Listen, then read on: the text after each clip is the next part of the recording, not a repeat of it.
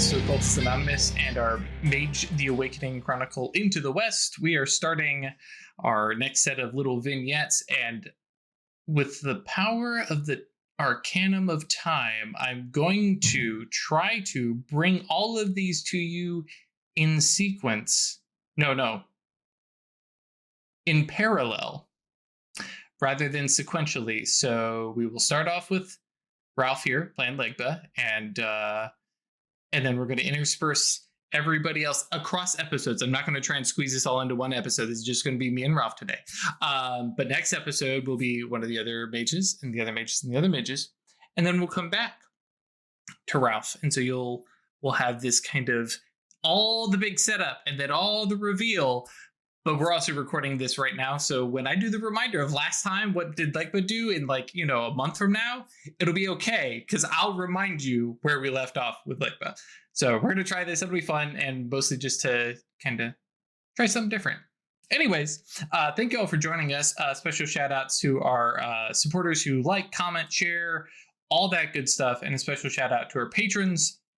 Thank you to 1D4Con James, Adele, Alice, Alexander, Alsrit, Bernie, Chris, Doc, Emil, Jeff, George, I'm Lonely, Hi Lonely, I'm Dad, Cat Feathers, Klaus, Milo V3, Moku, Mozart D Minor, Nick, Other Guy, Perry, Foog, Polkadot, Hubris, Puppeteer, Riafio, Shexar, Starfish, Terran, The Nowhere King, This Is Hype, Thomas, Tom, Verhex, and Vortex. Thank you all so much for your support.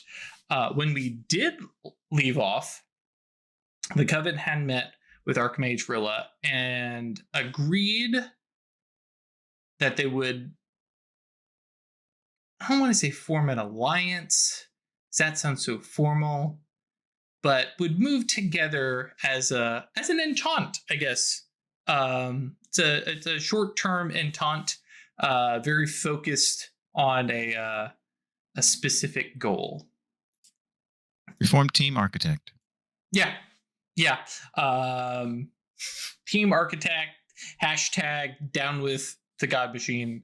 And everybody kind of had a goal in mind, fitting to their various specializations.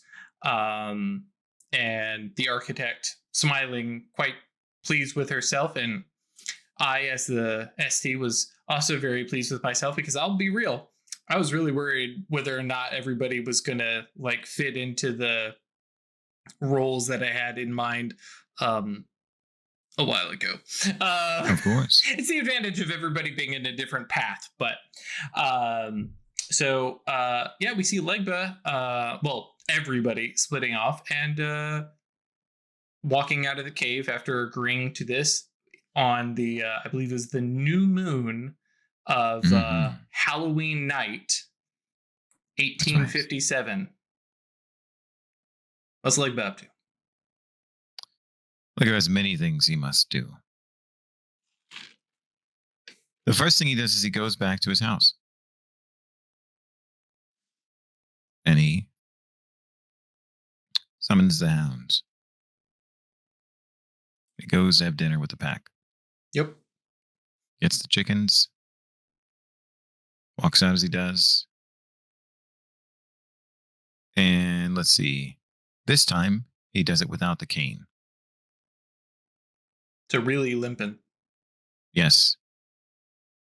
He does it without the assistance of the cane so that he won't be tempted to rely on it to communicate with the dogs. He knows that there's something up with them. He's become aware after having time to think about it on his Sentimani and review the events that passed over, events that occurred over the past few months, including, the threshold seeking. But wait a minute, there was a moment when they were barking in telepathy. How did that?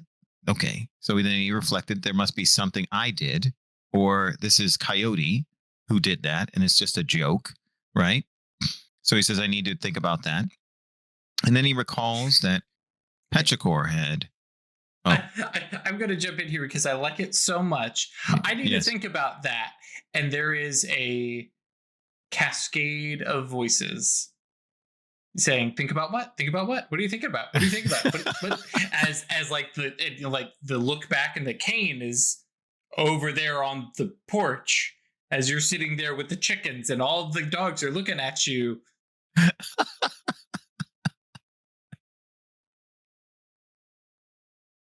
Well, I should have tried the direct approach from the beginning. He then speaks back to them. Before I can, oh no, he says, in fairness, you know my name. What names have you chosen? Or would you choose? And the dogs begin to bark, and you also hear names, and some of them are absolutely human given names, right? Some of these dogs are the like kind of stray town dogs that have come around, and the various kids have named them, and some of them are Spot. Some of them are German or Spanish, and there's one who's my name is Pero, and it's like, yeah. Okay. A lot of them named dog and varieties of languages, or we'll say expletive variations thereof. And then there's others who are like not town dogs, not ones who've been close, and they have more werewolf-esque names, right? Oh, cool.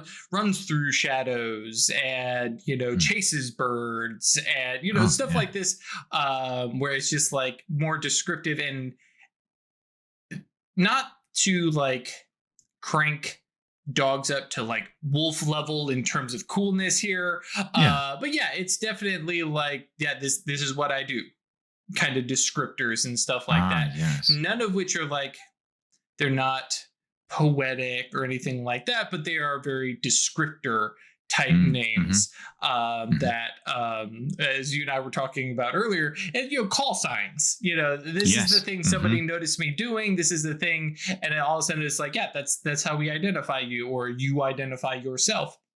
And you get a barrage of them as the dogs start barking, and of course, with perfect recall and this being telepathy, it's like, okay, these are all coming in, and you have a lot of names. It'll take a little bit to get name to face, but it's just, okay, here's a whole bunch of them, and you also realize that you've got 6, 7, 10 dogs here, but you're definitely hearing a lot more than that, both barking and in your mind.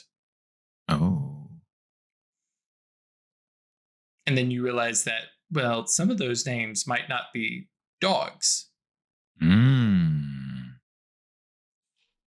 And then, as he first learned to do many months ago, under the kind and patient tutelage of Petrichor,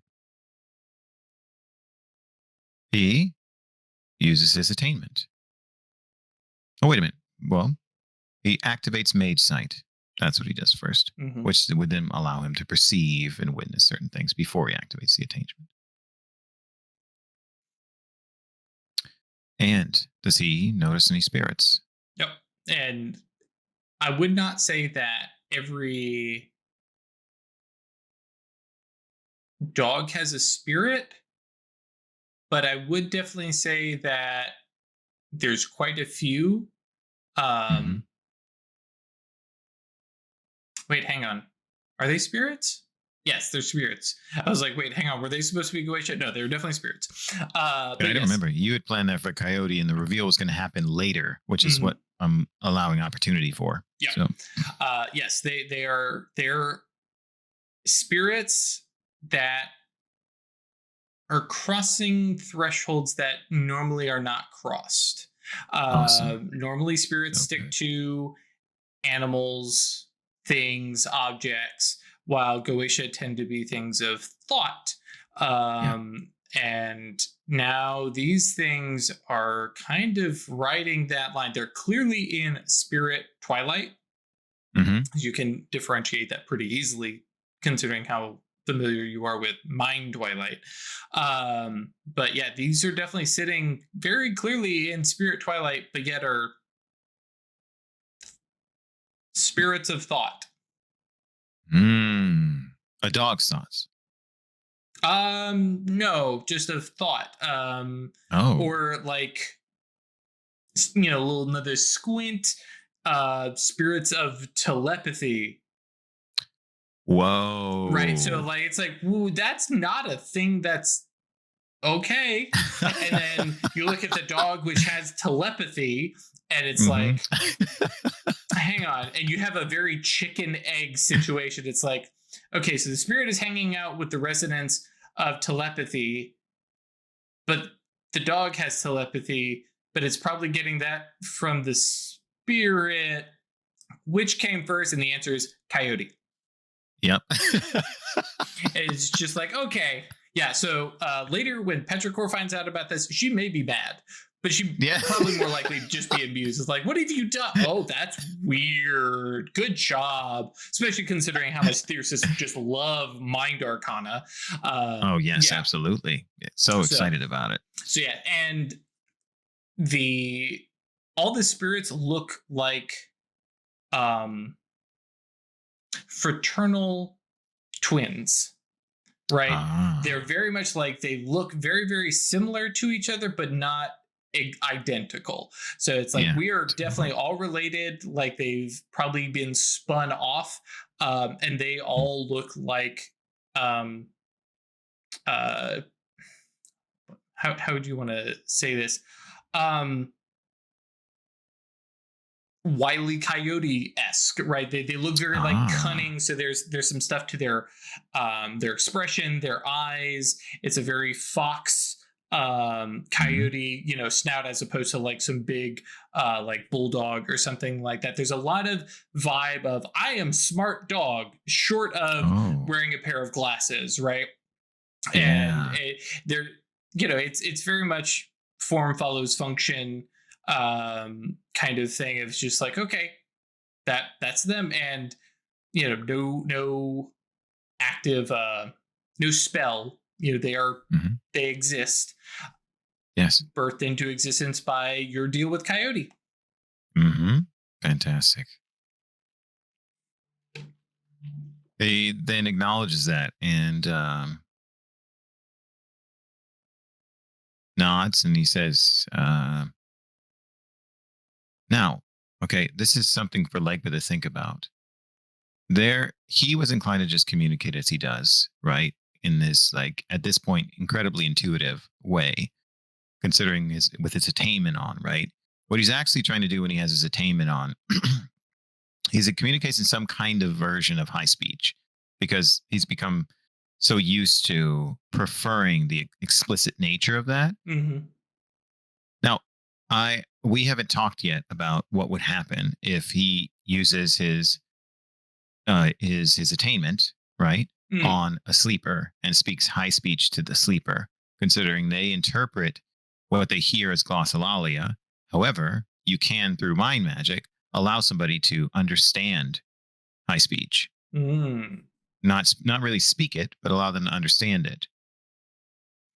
I think that would be a step beyond what your attainment does. Your attainment translates language as opposed to providing meaning for supernal concepts, is kind of how I think of high speech. Yeah, that's fine.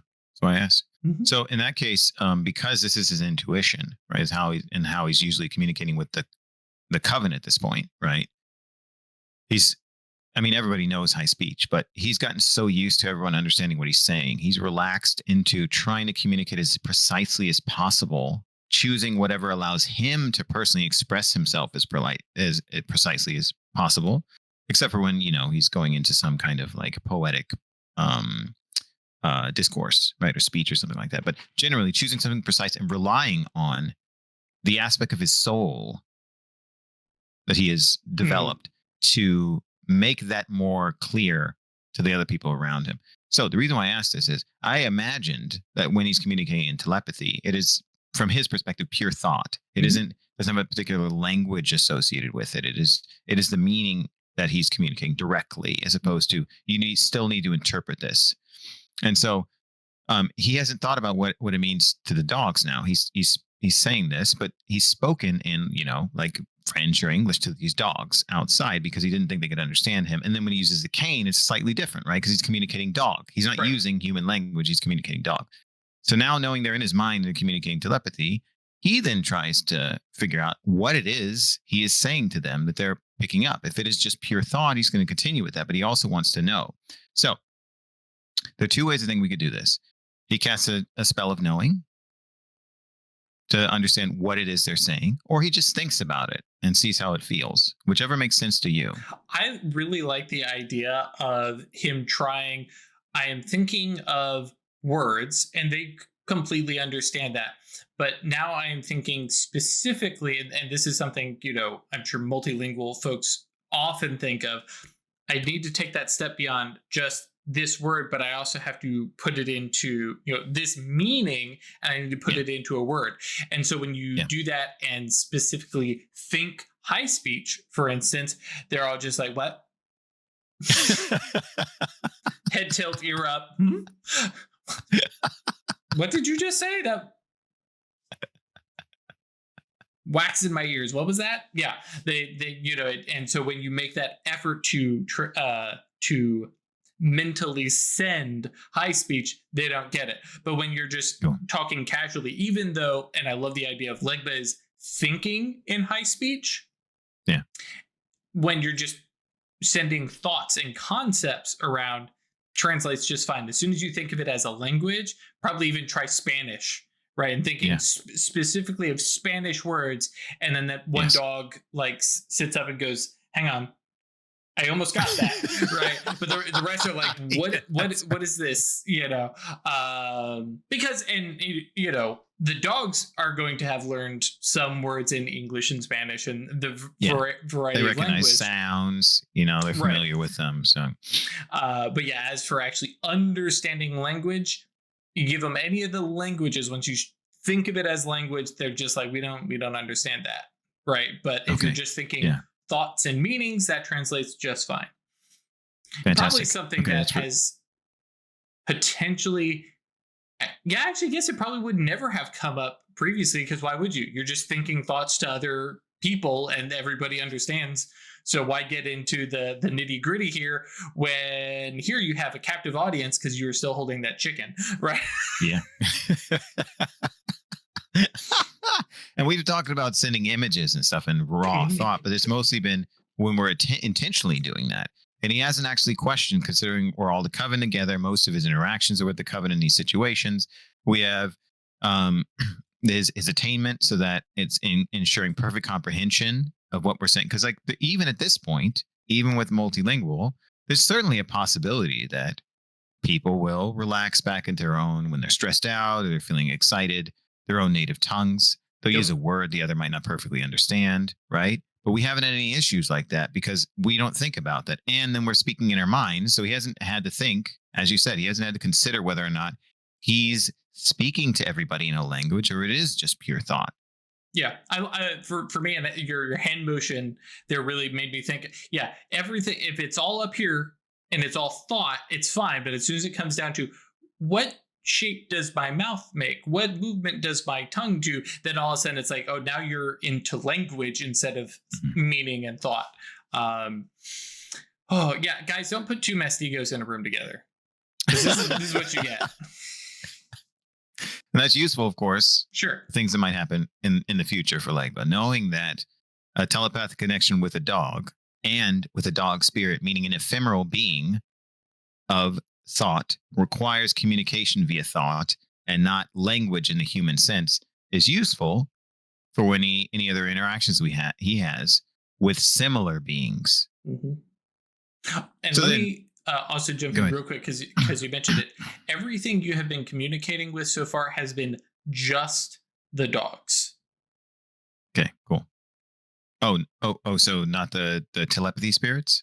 Telepathy spirits are not in on that link. They are think of them as like writers, symbiotes. Cool. And yeah, Fantastic. so they are providing the telepathy to the dogs. The dogs then are also having and feeding that resonance back, and they just have this happy little cycle. And the dogs are chill. The rank 1 little spirits are like, I'm doing my 1 little Numina, and just to like add that on, just because it would be a very easy thing for Legba to do. Yes, they have 1 Numina. They have 1 manifestation, Twilight. It should be not Twilight, because that's free. Fetter? Yes. Yeah. Fetter. So they're connected to the dog. They don't have to deal with essence bleed. They are stuck to the dog, and they have 1 Numina, and it's telepathy, and 1 influence, which is thought. And it's influence 1. Good. So like, these are really kind of dinky little wimpy spirits, but they're just happy, just sitting right on this dog, looking smart, and just like, I'm doing a good job. And it's just like, yep, you sure are, buddy. Good job. Keep doing it. It's hilarious. It's great. Legba said, I want the dogs to be able to talk, so that might be useful. And Cody's like, you want the dogs to talk? Well, somebody's going to have to talk to them. Yep. So you said I was only talking to the dogs, because what you said is I heard more barking and more sounds in the distance than the dogs in the distance. Okay, fantastic. So this is going farther. Excellent, fantastic. Yes. So, okay. To further clarify, yes, the barking that you're hearing in the distance and some of the names are coyotes and koi dogs. If I remember the term appropriate for the half breeds of between the interbreeding. Oh, okay. Yeah, between coyotes and dogs. Yes. Totally. Yep. So then, hearing those names, he says, those of you in the distance, I greet you as well, and I welcome you. Here on out, he says, you have set the rules. I've allowed that. There is 1 rule I will enforce, because he says, you have your own ways of communicating. As do we. He points himself as like a human, right? And he says, you know, and I know that he says fairness in a way. Fairness matters. Mm-hmm. Unfairness. Oh, and then he'll use an analogy. He says, unfairness, when it persists, eats away at a tie, at a union, as would fleas gnawing on your hindquarters, as does mange gnawing away your fur. From here on out, if any wish to come and eat, if any wish for the greater bounties that are to come, you must treat all as equal. You must join together. We eat together. We feast together.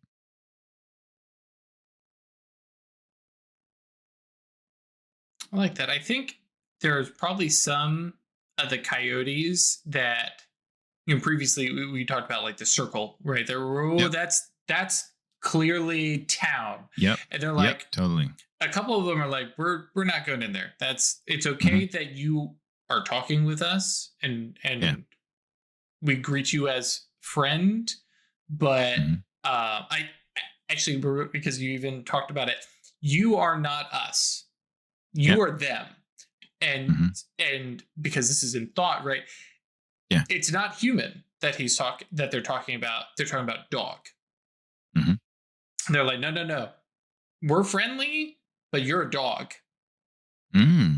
Cool. So we can chat, but we're not coming in there to eat. We are not going to become you. But then striding that line, we had these koi dogs who are like, well, maybe we'll come check things out, right? Because they're and so you kind of realize that within this network that's within the extended range of this dog to dog telepathy. There's definitely more or less 3 factions. You got the dogs who are hanging out inside the territory, who, like, even if they're not in the town, they're down at the farm or whatever. And then you have the blend of some of the dogs who've run away from the farm and whatever, and we have coy dogs, and then we have the coyotes who are out there. They were like, nah, no, we see what happened.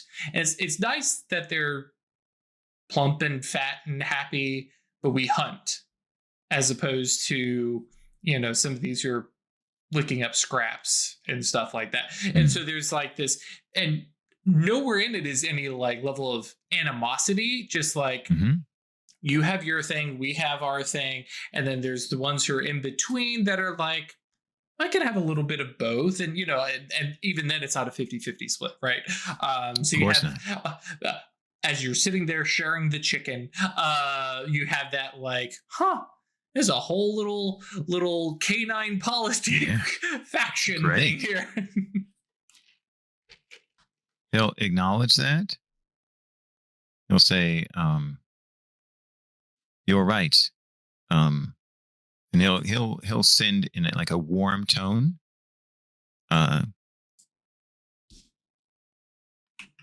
It is the first time I've been called dog rather than human. I accept that. It is part of who I am. And then he says this. Remember, humans think of dogs as their most loyal friends because dogs are loyal. I believe that coyotes are loyal to each other, and you call us friend. You needn't come to ask for aid if you desire it. If at some point you wish for the dogs to come to you. I like that. And I think actually there's probably several of the dogs that are there, and they're like, yeah, what he said, yeah. And like this, like set the subtle. I think for Legba it may even be, especially because now Legba is Spirit 4, but it's definitely that like, oh hey, I've created a spirit court, but I have a dog pack, and they're like, yep, you're the boss, you're the alpha.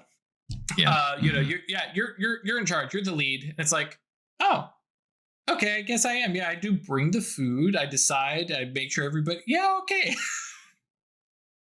I was doing this. Yep. How about that? Yep. I thought it was a way to not be, like in his mind, right? He's like, I thought it was a way to in a focused and practiced, consistent, routinized way, get away from my preference to be up in my head all the way and just sit on the ground, be there with the dogs. And he's like, oh, this is what Petrichor does. This is what you do. This is how you get. Oh, I see. Yep. Fantastic. Cool. I like that. Okay, so he shares the food, and while he's doing that, he asks a few pointed, simple questions. And then he, is going to take his leave and go elsewhere. So he says,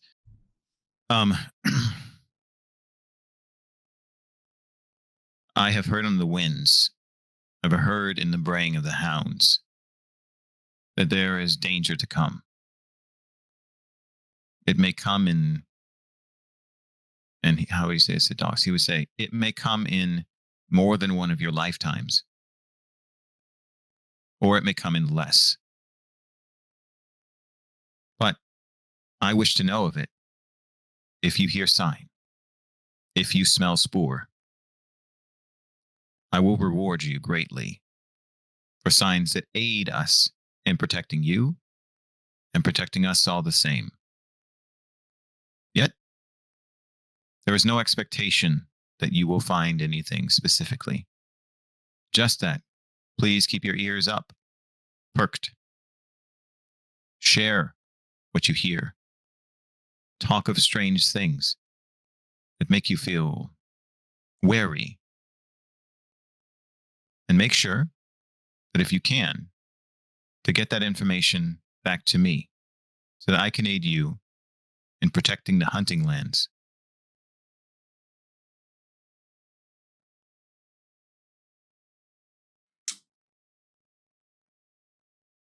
There's definite agreement, and there's definitely the lean towards, we'll look for stuff if there's reward, right? Hmm. Hmm. Because even the dogs in town are like, I'm not doing anything unless I get a treat. I'm not sitting, I'm not Hmm. rolling over Of unless I course get, not. yeah, right, yeah. And they're like, Yeah. whoa, but we gotta have a quid pro quo here. There's got to be a back and forth. Okay, yeah. Then we're on board. Yeah. Um, And then he says, because these signs may be dangerous, I will be more specific. What I wish you to do is bark at the other dogs. Get information, get them to bark back at you. I wish you all to bark to each other. I wish for your barks to travel far, and I wish for them to travel back. and I think there's a stare at the camera, fourth wall kind of thing, is as Legbert tells them, and water is wet. And they're like, we're gonna spread the word. Now the big thing that Legba is obviously indicating is like, no, I want it to get here, because obviously they're like, we all talk, obviously, and because for them this telepathy to them seems natural. This is just, you are getting clued in on it, and truthfully, yes, these dogs don't telepathically communicate normally, but for them it's now normal. Very, we talk about how much humans adapt to things, but there's a lot of these other animals who are just like, this is how life is now. Okay, this is how life is now. Cool. You're right. It isn't causing me harm, then I'm fine with it, whatever.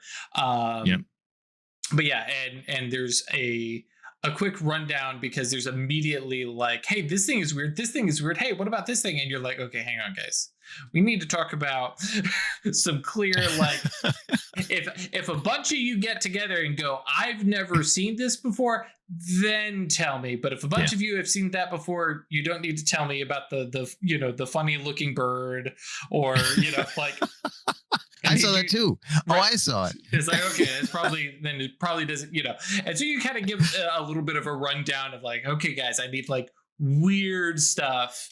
And they're like, well, there was this squirrel with 3 legs. Oh no, I've seen that before. I did that. It's like, okay, that's so good. It's like, guys, need actionable weird mage stuff. They're like, we don't get it. But yeah, I imagine that's like the majority of your dinner time there is what about this thing? Nope. What about this? Nope. What about this? Ooh, actually, I do want to look into that. Right. But yeah, it's definitely some like, because it's, it's dogs. We're still talking, int of 0. Yes, totally. But and there's obviously the like, oh, hey, we have a person to talk to. We have a, and they called you dog, but there's definitely a clear understanding of, no, you are also human. The fact that you are both doesn't seem to bother any canine. Yep. So yeah. But yes, it's definitely probably at this point a different experience, even for the dogs who are getting a chicken a lot, right? Like, and like you said, right, if they're used to just accommodating changes matter of factly without any kind of hesitation, right? It probably was all like, for all of these dogs I've spent so much time very carefully getting comfortable with, in the way that dogs get comfortable with people. Now it's that, of course, you're here, right? You're the dog who brings us food. Mhm. You're right now. I smell and sniff, and it isn't that. It's not just that I've spent so much time getting to know them and bringing them stuff and sitting with them and not asking for anything other than their company, right? It's also that now, as a consequence of that, and seeking the threshold, now I am to them a dog. Now, Spirit 4 and all that, like, I have that appearance, that genuine reflection to them of being a dog. That's great. Yeah. That's great. Yeah, I dig it. Cool. So that sets up what, Legba hopes to do later, right? Reinforce that, aid them. Now that they're committed and he understands the way that they're communicating with each other, he's going to want to try and find some means that because he still doesn't know how far this is going to go and the extent of Coyote's influence. He knows that these dogs can talk to him and he can talk to them. He doesn't know how many other dogs out there Coyote has influenced that he might be able to talk to, right? And I know he's not going to get the answer right now, and he also doesn't have time for that because there are other things he needs to do, right? He might want to investigate that later, walk all around the Southwest and see the extent of Coyote's influence. see if these dogs, when they breed, they produce young that end up being able to have telepathy, because spirits can breed, right? Like he doesn't know what's going to happen. He has no idea. But now he knows that he's like, okay, I need to somehow enhance this through my own work in order to aid them, support them in getting this information to come back and forth. All right, cool. So he takes his leave. And then the next thing he does is, what is he going to do? It's in the middle of the night, or not in the middle of the night. It's Halloween. Actually, you know what? Yeah, he can't see. Yeah, there aren't going to be people awake that he could talk to about this. So, he then enters the astral, or rather, he shifts his focus. He goes back to his house and then shifts his focus. When I mean enters the astral, give me a break. Well, to be fair, especially because of the nature of you having stepped onto the golden road and coming back, that is a thing that he actually has to do now. And I like the idea. And so I shift my, oh, hang on, I'm not awake in there. I have to whip my attainment God, that's up. right. Yeah. So wait a minute. Well, then I assume that he had already. Oh yeah, I'm sure done that. Yeah, had it stable. Oh, you just mean before what he had? Okay, sure. Yeah. I'm happy to do a slight retrospective recognition of what he had to do when he came back. Oh, wait a minute, I'm not permanently tied. I still have to activate it. But it also is probably weird for him because he's projecting. And then so he's creating an astral projection of his physical projection. Yeah, basically. Yeah. Yeah, this is like, hang on, this is new. I haven't had to do it from this angle before. I'm still doing the same thing, but this is like, I mean, I'm actually really the golden road, and I just put a physical form out here, but I also still need to spin off an astral self. Can I still do this? Why wouldn't I be? Okay, yeah, no, I can totally do it. Yeah, probably happened in blink of an eye earlier, probably even before Archimage Rilla popped in, because I imagine the like not having your astral representation there feels like going out without, you know, your wedding ring, your watch, one of those regular carry things. Like everything feels off. Hang on, I have to fix this real quick. Okay, now we feel better. Totally right. Yeah, reestablishing telepathy and all. Yeah, it's your legacy. It's literally part of your soul. So, but yes, reconnecting himself to the astral. So, it would have been interesting for him to recognize that, and also, of course, be reassured that it functions. So he then shifts his perspective back to the astral. He resides. He places his physical body back into the house, and then shifts his attention to the astral. And I'd say that he probably had it sitting in Purgatory Bluff. Yeah. Because he typically keeps his astral form as close as possible to the representation, in the closest representation of his physical form, unless he needs to travel far, because there's lots of things that he can do if it is in the same corresponding location. All of his legacy attainments. So then he's in Purgatory Bluff, and he decides that he's going to go to Metropolis from Purgatory Bluff. And I think at this point, we haven't talked about this very much, but I imagine that he has a route that he's maybe established. The main route he takes to Metropolis is actually from his Oneros, of course, the train going right from the docks, right? Yep. Which is kind of probably a weird thing if people are looking at it, right? Like a train going right from the edge of the water. I guess it's not stable to have a train going up right up to the docks. But of course, your local Goche are like, yeah, that's the 645. Like, yes. You guys don't have trains crossing the water? Yeah. Pulled up right next to the dock. And bear in mind, it pulls into the docks the way a boat does, right? It pulls in, people load off the dock, and then it just shoots off across the train. Yeah. And just, you know, it's the dream logic. Everybody looks at it and goes, yeah, that's normal. What are you being so weird about? Yeah. But yeah, I was going to say the same thing. Is like, now I did want to bring up, and we've talked about this a little bit before, but creating an iris into Metropolis and stuff like that, since he goes there so frequently, obviously it would be something that you would want to tuck away in a corner. But yes, it's not a bad idea, right? There's reasons why it might be useful, and you mean from his golden world into Metropolis, absolutely, yeah. I mean, when archmages want to spur people on to seek the threshold or an awakening themselves, even though that part would be really dangerous for somebody who isn't. But still, right? Like when they're trying to leave hints of further mysteries, and he wants to maybe find an apprentice or something like that, right? Like, yeah, an iris into his golden road in a unusual place in Metropolis that you'd only get to if perhaps you have the same kinds of obsessions or interests as Legba. Yeah, that's not a bad idea. Totally, I agree with you completely. And if they're already in the astral, traveling under your golden road is not quite as dangerous as, by the way, your soul and spirit is now split from your body, and if you get off the golden road in a weird spot, you guys aren't going to meet up, and it's going to be complicated. Just stick to the astral, right? Especially for a nasty ghost, right? So yes, way, absolutely. For now, we return back to the Oneros, hop the 645 to Metropolis, and shoot off. Well, it could.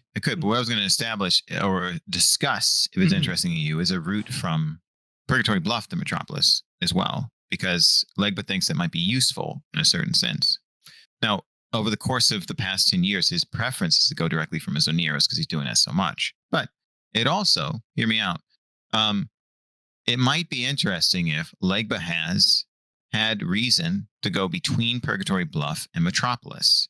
And he would have probably done that the first time to try and feel what connection there is in terms of how much thought there is about Purgatory Bluff from the big city. He's had enough, they've had enough visitors coming in down the river, right? And so he's trying to search out how much thought there is, how much conversation there is, how much connection there is between the concept of cities and heading to Purgatory Bluff. So if that's not the case and you prefer to go to nearest, that's fine. But what I would imagine is that the first time Legba did this is that he tried to take the Purgatorio upriver to see where it took him, and hoping that he would get to Metropolis, that somehow the water would lead there, that if the riverboats bring people to Purgatory Bluff from the city, that in the context of the Temenos, they must be able to take them back the opposite direction, even if it's a harder journey.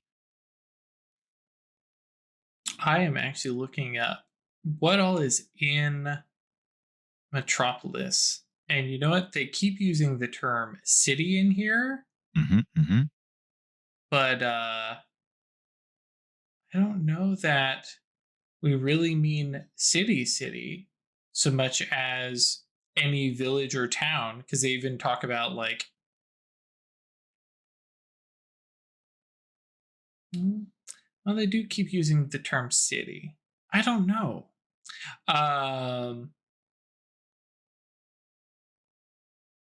Oh, yeah. Getting to Metropolis, the easiest, fastest way of entering this method is go to the top of the tallest building in the city of more than 250,000 people. That's like, okay, yeah, so they mean a city. So yes, I like the idea that, because not only is Legba going to Metropolis, but he's welcomed visitors. Yeah. And, he has not made a... not trying to be quiet about like where he is, because he relies on the fact that he's got good protections in the physical, and all the people that he's meeting with are in the astral anyways. And you visit the astral realm of Purgatory Bluff, and he's got all the bells and whistles here, and he doesn't have to worry about harming sleepers. Like, bring it on. So yeah, I like the idea that like what started as a couple stage skip through the Temenos to the Metropolis, and then perhaps even intentionally kind of nudging and finding these we'll say like back road links between realms until finally there's been established out on the outskirts of Purgatory Bluff, a train. Because like there's a limit to what you can mess with in the Temenos, but we do have a literal train that's close to Purgatory Bluff. And the people in town have started to think about it, and perhaps prompted by Legba of talking about how close the train is to Purgatory Bluff, how close the train is to Purgatory Bluff, right? It's like, guys, I need the fast way to Metropolis. Could you all just think about this just a little bit more? And now, there is a train outside of Purgatory Bluff. Astrally, it's a little bit of a walk, but also astrally, who cares? It's speed of thought. And so now, it's like I am astrally in. Excuse me. Now I'm astrally in Purgatory Bluff. I will now walk over to the train that takes me directly to Metropolis. And it's been like, especially like we've discussed, like it's been a decade, that Legba has been set up here. He's going to have done stuff for his convenience, so long as, it's not treading on wisdom and tweaking and nudging this. And, having the train near to Purgatory Bluff also kind of brings in that, vibe of progression and growth and stuff like that. Yeah, absolutely. Fantastic. Awesome. So it would then bring him joy, of course, to hop on the train. And now in, it's not regalia so much, but the full substance of who he is. Considering this is the first time we're really talking about like his appearance in the astral for a while, I will spend maybe 30 seconds describing a small bit of elaboration. So when before he was big, right, as a representation of him being different than his self, he is not as big as he once was. However, so instead of his what's his name, shadow self, right, that mirror, instead of that representing in the additional point in an attribute, instead of that representing in size in the presence, right, it now represents in density in the same way that his representation in the material is. So what happened is he came back from his Centimani, and his material representation, his projection, looks like his astral representation. But of course, it didn't look like absurd anime style, huge, or World of Warcraft, huge pauldrons and stuff like that. So it didn't make sense for that, but he just looked more vital in the colors and stuff like that. And so now his astral representation is the same. So it's smaller, right? It's come closer towards the middle between the two. The idea of the density, I really like the idea of, and because it's part of his nimbus, right, is that little bit of warping, that little bit of drawing in, and not even necessarily because like drawing people in could have this idea of like attention grabbing, so much more of a welcoming, directing, like kind of aspect to it, where it's just like the eye is drawn, view negatively, I am the center of attention. But that's not the intent. The intent is, come on over, let's chat, let's talk. How can I help you? How can I open a way for you today? Yes. Yeah, that's right. I think in a way, the way I think of it, sorry, I just used the word way twice. One manner in which I thought of it is that with incognito presence, no one's paying attention to you. Mm-hmm. With this, it means that no one can fail to notice Legba. So he's there, and therefore, if you're inclined, right, or he entreats you, there's no way you're going to miss him. He stands out in great contrast from the environment, but your attention isn't constantly focused on him. It is just that he's there, right? No one misses that. Even if you miss other things, you did not miss that Legba was present. I like the idea of it being very much he's always in. If you're not looking at him, he's always in your peripheral vision for some reason, good, right? Mm-hmm, It's just like you always, it's just like, oh yeah, Legba's here. Like as soon as you arrive, everybody, and just like, and I do like that. It's not that it's drawing attention. It's just that he's always noticed. Yes. It's very much the inverse of, I like that. You just can't help. It doesn't draw you over. It doesn't make you come over and say anything. It doesn't do it, but it's just like, oh, yep, there he is. I really like that. Great. Awesome. Thank you. Not necessarily a dead giveaway that you're an Arc Master, but no. No, yeah, certainly not. Because I mean, like his Nimbus had that kind of effect, right? Yep. But he's now reinforced it more. So instead of it being a consequence of casting magic, right? It is ever present Yep. in a subtle way, which of course will aid him talking to people and stuff like that. Yep. All right, so he gets on the train and heads to Metropolis. And what does he see when he gets off? Unless there's something noteworthy on the journey. Right. No, and that's one of the things I actually like is like you get on the train and you sit, and then there's the like the rocking of the motion. Like you have that full experience of I have gone on a train ride. And Yeah. it takes but a second, right? Right. But you have that full sensation of like, yeah, I passed over a ticket. I sat, I watched a wonderful landscape go by. I had a small little meal. I had pleasant conversation with people. Now I'm here in Metropolis. How long did that take? Oh, Yeah. no time at all. Speed of thought. But yeah, I imagine that ride between Purgatory Bluff and Metropolis is, especially because who takes that, right?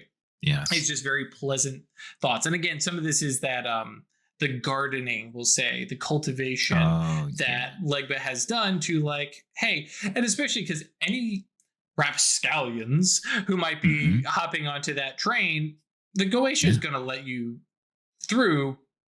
But then they meet Legba on the other side, and Legba has stern words, and he's not mad, he's just disappointed, and send them back on their way. The occasional astral smackdown, but for the most part it's like, listen, this isn't a fight you want. You're literally coming onto my territory. I know all the Goetia here. See that mountain? Like, and while there is no declaration that the astral realm of Purgatory Bluff is Legba's sanctum, which it is not, but it's enough of like, hey, yeah, that's probably not a place you want to just roll up into for no reason. So, but yeah. Yeah, there's a prominent crossroads. It's not in the distance. It feels like it's a place you walk off to, but you see it right there. And the iconography at this point, if anybody makes an occult roll, right, they would probably, because of, especially if they have any association with Metropolis and Legba's status there, people have come to know of Papa Legba, even if they lack knowledge of Voodoo, right? So and that is one thing I think we probably even should indicate is that there is Legba and then there's Papa Legba, and people bring that up. It's like, well, nobody calls Cloak Papa Legba. Everyone calls him Cloak or Legba. And that Papa Legba, and I probably imagine even at home, that's one of the things that people don't quite put that, would we say honorific, that the adjective of Papa Legba onto Cloak. It's just no Legba. We recognize there's an aspect here, but not the fullness. Does that make sense? I like that. That also helps within Metropolis. People talk about Legba, and there's that clarity between the two. So absolutely. If you're running around the astral, you could totally go find Papa Legba, and you don't want to go talk to him about your need for a grimoire or a soul stone. Hang on, did we do soul stones? No, we never did soul stones. We just did grimoires. We did. No, we did soul stones as well. Yeah. He's done soul dealing. Didn't choose to take the soul dealer merit specifically, but yes, that's he traded what it was. Yes, okay. Tons and tons of soul stones. And then once he got into grimoires, people are also they prefer, because like prior to the soul stone trading was more so space or mind related favors, right? Because he had knowledge and all kinds of stuff. He had traveled throughout, and he could get you in contact with people. And then especially once he became cognoscent. Once he became a cognoscent, people came for the real special grimoires. Yep. And some of them traded soul stones, but it absolutely wasn't a requirement. So yeah, that's right. It was the convenient currency, not the goal. Yes, that's right. It's like, it doesn't matter to me what it is. I can use whatever soul stone you give me. So if you have one, I'll take that. Otherwise, it's probably going to be an onerous task, because it takes me a long time to do this. Because of course, he isn't just casting a simple spell, right? He's like elaborating in a certain way, and so like there's a bunch of benefits to it, and he's being thoughtful about it. And anyway. Do you want this good, fast, or cheap? Yes. So yeah. Yeah, we get off the train. It pulls in amongst the Grand Central Station equivalent, Yep. with the myriad of other trains that do leave Metropolis to other places in the Temenos. It's not like Purgatory Mhm. Bluff is special in that way. No. And immediately the reputation aspect of like the kicks in, because I Cool. believe, do you have dots in status for Metropolis, if I remember He has correctly? status Yeah. 3. Yeah, he has Yes. status 3. So it is So a we special. we Go ahead. discussed the possibility of that changing at some point in the future, but that's a big deal, and there's also consequences for that. So yeah, we Correct. set it at 3 Yep. as the max for the time when we were talking Mhm. about it. So Yep. And yeah, it immediately kind of kicks in, and it's very much, were we watching, movie or TV show, this is very much the constable, the, what do they call, the billies? What was the bobbies? The London yeah. bobbies, passing Yeah, by, that's and right. like, have a good Step day, in the like, hat. yeah, right, but it's the name, right? They know who Yeah. you are at a glance. Yeah. Yep. You have various urchin Goetia, everything's Goetia here until it's not. But Yep. coming up and talking, and hey, I've got a hint of this, or hey, I know somebody who needs a favor. A lot of these Goetia who act as guides through Metropolis, Yep. very much drawn to Legbet's like ways in and out and around the city. And there's the like, hi guys, yep, no, sorry, don't have time, we got other stuff, okay, fine. And very Sherlock Holmes's little buddies, the irregulars. Yeah. It's that vibe where it's like, yeah, we're a bunch of urchins, and Scamps. scamps. That's very good, right? But it's like, they're not actually causing any real trouble, they're not causing any real damage, and they are very, very useful. And so yes, there's interactions with them, and of course they know that they are Goetia. And a couple mages that are passing by. Some will recognize you, others do not. But Metropolis is a busy place for mages. And I think it is here that some of what we have discussed, some of what what Petrogor had brought up with the Tempest, and it's like, oh yeah, I am starting to see lines. It is starting to take on some pre-war Paris, right, kind of vibes, where it's like, ooh, there's something, there's this tenseness, there's lines being drawn, but they're very subtle, they're very light. The way people are moving together in different ways, and looking at each other askance. You look over and see a couple people talking, they see you, and they immediately stop talking, and they drift apart. And it's just like, there is this tone that is settled over Metropolis amongst both mages, sorcerers, and the Goetia, where it's just like, yeah, something is definitely up. And you can definitely tell that much of the Goetia are very neutral in this, but they can tell something is happening. And it's the Temenos. It literally can feel the conversations that are happening out there. The US is leaning towards civil war. Mages are leaning into some level of conflict. Like, things are just getting cranked up. Things are getting a little bit more tense. And it's probably even been stuff that Legba has noticed over years, or rather has become, we'll use the mage term, inured to just over time. That nose blindness, like, oh, I didn't notice, and then somebody pointed it out, and now it's like, oh, what is happening here? But yeah, so that's that tone that's come over, especially since last time I think we saw Metropolis was on the other side of the decade. Yes, it was. That's right. Yep. And he visited here very briefly right before he seeked the threshold. Oh yeah, that's true. We did a very quick pass by. Yep. Very quick pass by on his way, but he wasn't. There was no time for conversation or anything. Yep. Passing through.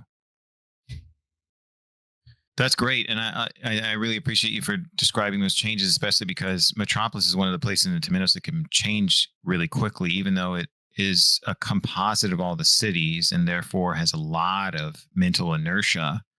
There is a lot of conversations that happen in cities. A lot of talking happens.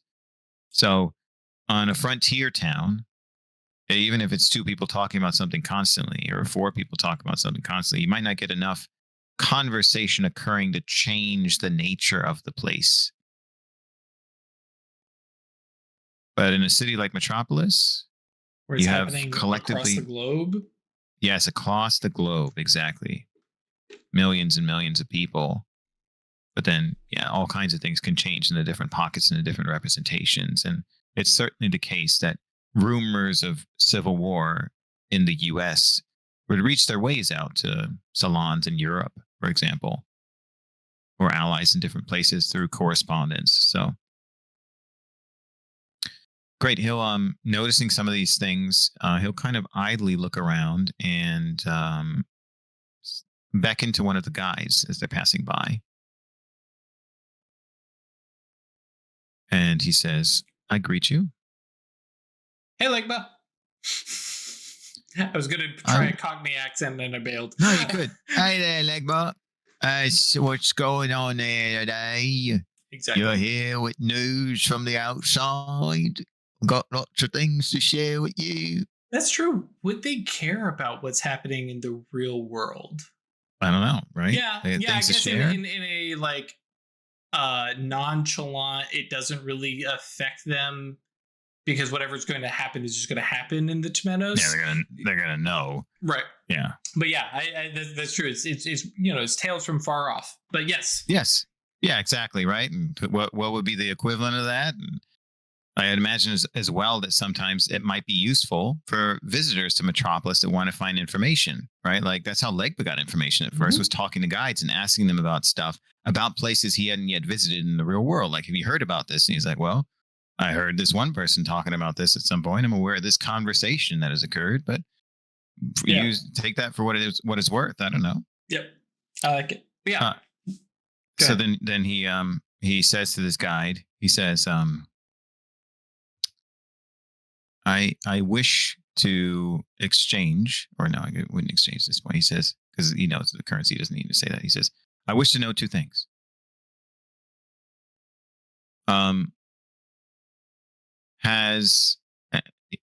Did we give a formal name to the Supernal Watcher Club? I'm trying to remember. I feel like I got this like vague inclination that we named it. We possibly did. I have my notes here because I was looking up a bull's name just a second ago.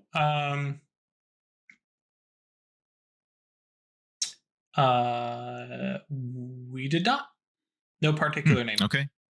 Then let's just. I'm not going to state a name here, because it might be want to retcon a name that's cool later. Sure. So he references them and says, have they met at any point within the past, he describes a period of time, a few months or something, but I mean, that's different in the Temenos. So he says, have they met lately, and communicates the thought of lately in this. He doesn't say a threshold, but past year, he says. Right. I don't think he's met with him. Oh yeah, they still meet. I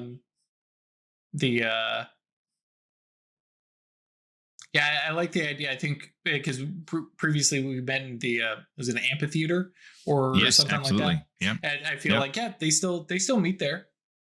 Do you know when the next meeting will be?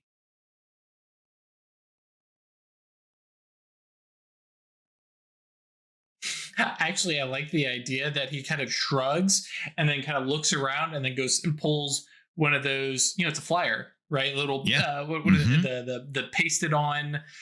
They had a term for it, but where you slap it up, put the like kind of water, I guess, and you like moisten the glue. Yep. And you slap it up, and pulls one and tears and stuff like that. hands it to you, and then the other hand puts out a hand. You know. Yep. And Legba, of course, compensates him. Yep. And yeah. On the printout, or on the flyer, you have this kind of shimmering, shifting text that for Legba would have been readable anyways, but it definitely feels like. Actually, I like the idea that Legba, can easily understand all these languages, and so the astrally, clear language is constantly shifting language. Yeah. And you're watching, English letters, Cyrillic, Cool. It's just like, and it's constantly shifting, and it's like all of it is like, I can still read, stop. But yes, I like the idea that, narratively, of course they're going to meet on Halloween night. Yeah, naturally. Yeah. But he would ask. He says, okay, I suppose that will be the first place I go. Okay. Yeah, and that's a familiar, easy trek for Legba to do. Great. So he will approach. Okay. Yeah. And he will wait on the outside and watch briefly, which I know, considering how his form functions. Yeah. Yes, absolutely. He's not trying to be stealthy, but he's not going to walk directly into the center yet. So he's going to walk in the same way that people would notice you in your peripheral vision, but he's going to wait until he's acknowledged. Is, in the past while, has Legba been not necessarily absent, but just not attending frequently? Yeah, what happened, I'd say, is this. So the last time he met with the club was after he came back with the hot news that he had found a hint he had received. Oh no, he had explicitly received a lack of he had explicitly received a lack of a direct answer that it is impossible to summon a supernal that does not belong to your path. Or I think the way he asked is impossible to, yes, request an audience. I don't think he said summon. I think he was like more kind of roundabout in order to get Broken Time to actually answer the question. Mm-hmm. So yeah, he asked if it was impossible to request an audience with a supernal that does not belong to your path. And then Broken Time said, I haven't seen any indication of that in the timelines I'm aware of, right? Like, right. Yeah. So what does that mean, right? Like, yeah. Well, and now I imagine Legba is kind of like, wait a sec. Yeah, of course. If I was an Arc Master, of course I can do this. Yes, but of course, what is Broken Time going to say, right? Like, you need to seek the threshold, right? Like, no, come on. So now after talking to Rilla, that would have been right at So basically, it was the last time when basically we killed Ahibahu. Anybody else who wants to do this kind of sin, yes, yep, we're gonna fight. And then the Seers came. Yep. So they haven't seen Legba since. Yep. Oh man. Yeah, so and then the months that pass after seeking the threshold, he's been so occupied with making sure he understands who he is. Yep.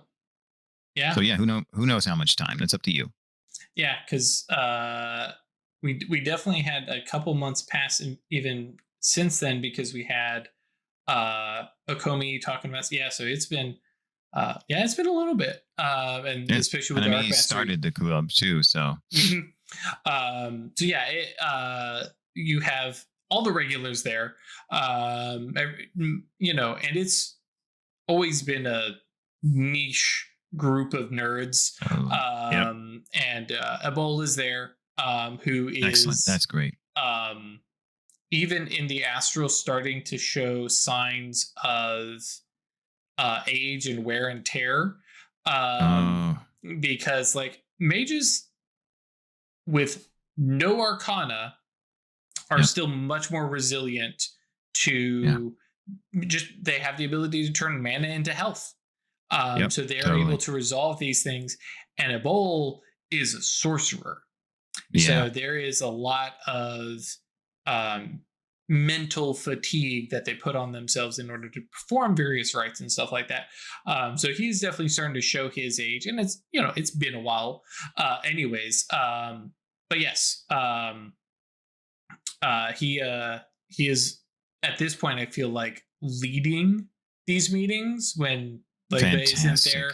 Not necessarily happy in the way that, like, he's not doing the professor thing, right? No. More that he is mediating, because he couldn't do any of this, but it's very interesting. It's something to write down. It's something to study. And because he is at this point a very clear neutral party in any of the discussions, he's an either seer or Diamond Order, almost said Pentacle. He's not on any path. He's just this weird sorcerer who somehow ends up in the astral and talks about supernal beings. And it's like, dude, you don't even, have you ever seen a supernal being? Actually, no, I haven't. As he scribbles away notes and stuff like that. Yeah. And they're just discussions, and he is leading these meetings and discuss. And it's a lot of what many of these meetings have become, because there's no real good way to discover this. And they're discussing rituals and ways that, well, what if we bring in people of this, and they're just discussing a new idea, trying to work the math out for the ritual and see if this would work, and somebody's willing to try with their cabal, stuff like that. That's awesome. But go ahead. I was going to add, the second thing he was going to do was try and see if Abul was around so he could greet him, say hello, and just, ask about him, right? Yeah. It wasn't even going to be a request, but the fact that he's there and he's leading brings a tremendous smile to Legba's face. Yeah. And as we've discussed, it's like, oh yeah. And then, Legba enters the room, and it's not like everybody's head turns all at once, but there's just one and couple, and everybody kind of looks over.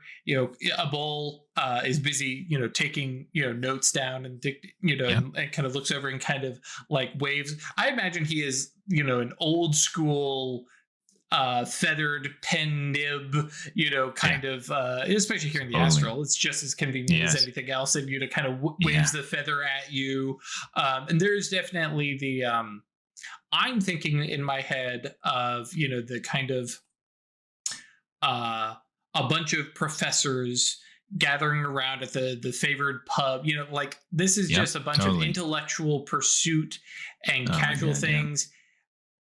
And even here, the seating arrangement is very clear. In the amphitheater, you have the known Diamond Order folks, you have the seers, and then you have the Nameless Order sitting, where previously, some of you guys, they'd look askance at each other, but everybody kind of sat together, kind of clumped around and having that. And this is very much like separated out, talking towards the stage, for lack of a better term, which is where Ebola is sitting and stuff. And it's like, even here, you're just like, stuff is rolling up. Everybody is aware that we see that this is coming down the pipe, and people are choosing sides, and the Nameless Orders are sitting here in between, counting. It's like, what side do I join? Do I join the side of the fascists, and because they outnumber us, or do I try and jump in on this faction who are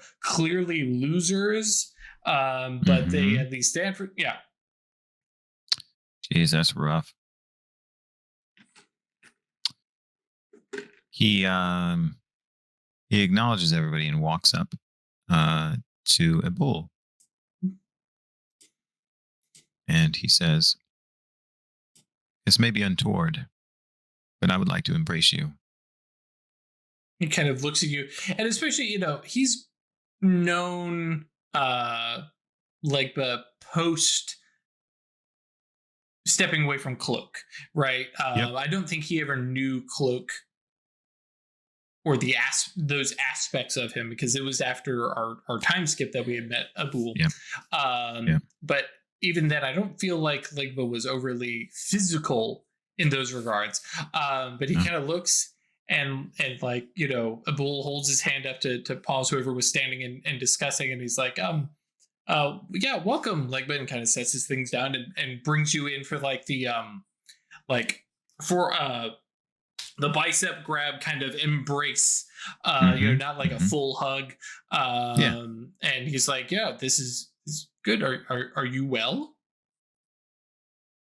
I am better than I have ever been. And then how could he say this? I want him to say this so that it isn't clear to everybody else, but everyone has seen this. He just doesn't want to, like, announce this to the whole club. I'm worried about your health. Um, let's see. Not telepathy. I mean, you could do telepathy here, but he would have to cast a spell. I'm trying to avoid him doing spells because it's a trivial use. He wouldn't do that. He would just, I guess he would lower his tone. Well, and to give us could we take a recess and yes, that's good. Yes, absolutely. Actually, that would be good because then it was in the whole crowd, and yeah, let's do that. Yeah.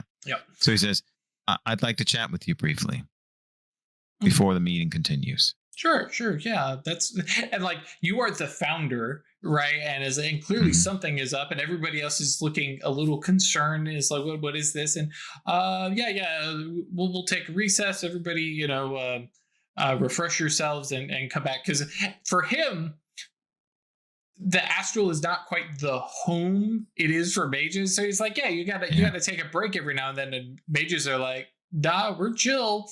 Like, I'm sleeping right now. Yeah. What are you talking about? Yeah, exactly. Because I am resting. This is my rest. What is it? The Sinusai. So his body is meditating. He's there, and probably if he fell asleep, he would probably get yoinked out. Well, I don't know. But either way, yeah. For him, this is a task. This is an active task. And so everybody kind of separates into basically their trios or three groups, and Ebol looks over and it's like, so you are well? I am well. I'm hale. I've never been more hale in my life. I venture to say that even at my birth, even at the healthiest times before my awakening, even at the most vibrant parts of my life, I have not been as well as I am now.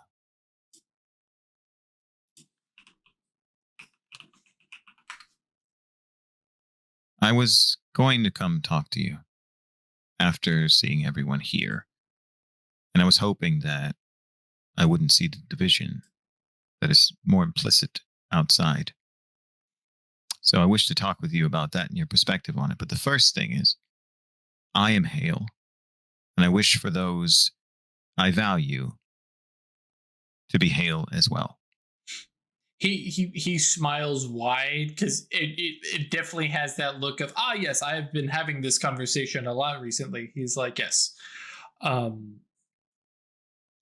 performed a rite that was taxing on my physical self, so much so that it is apparently reflected here, because of course Ebol doesn't have quite the same astral presence. Like, I think everybody who enters the astral has that kind of like self projection, but Ebol has always looked very much like his mortal self, his fleshy self. But yeah, he says, I have performed a rite ritual, and it cost me physically, but I am also well. I am just aged. Are you on the mend? Or this aged nature, will that stay with you to the end of your days? Yes, I have given up life for life, and it was a worthy transaction. Will it hasten your end? He kind of looks away but nods.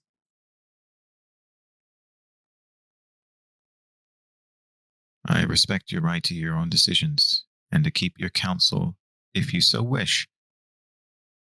after I ask this question. Yet I must ask it.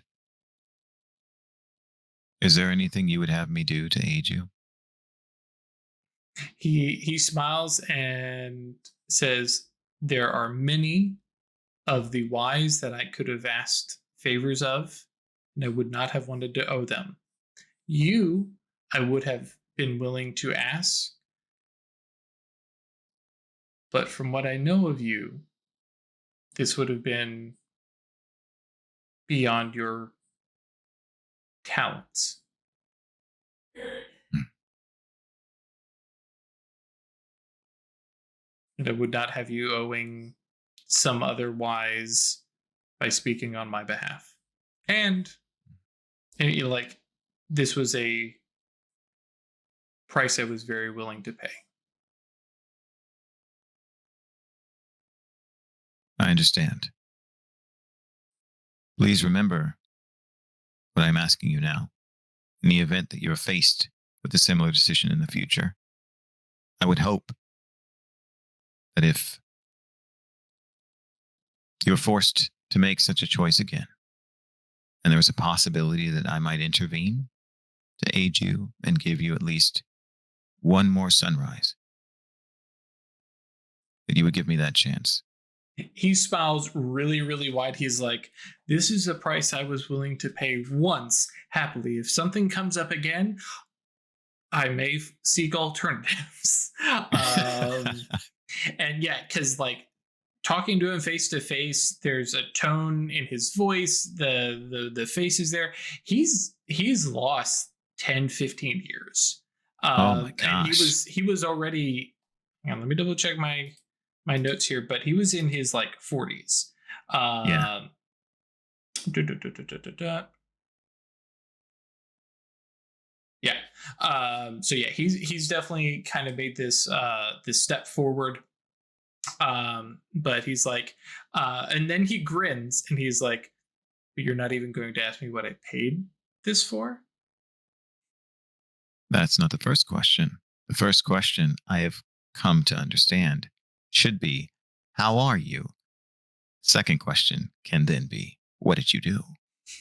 He smiles. He's like, "I saved my son with my own power." That is a worthy price. He nods and smiles, and like you can see, there's a little bit of pride because like Mhm. he's a sorcerer. There's a lot of stuff that he has done and managed that some of which mages can't pull off the same Yes, way, right? quite true. Yeah. And but in this particular case, it's like, no, I saved my son. Um, yeah, I cleansed him of sickness and disease, and that was worth this. And kind of motions towards himself. Um, if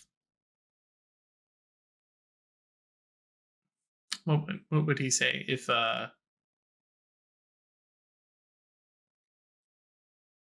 this injury were to happen to him again, or others of relatives, then I may exchange favors.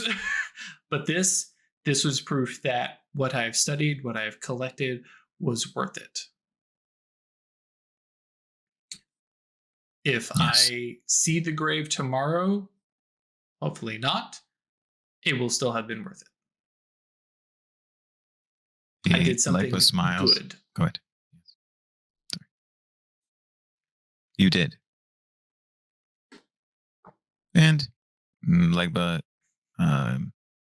cocks one side of his mouth. He says, if you so happen to see the grave tomorrow, or no, he said, this is what he says. He says, if you feel that you are on the verge of leaving the mortal world tomorrow, please send a message to me in some way, because I might have a friend who might want to at least ease your passage. Yep. Yep.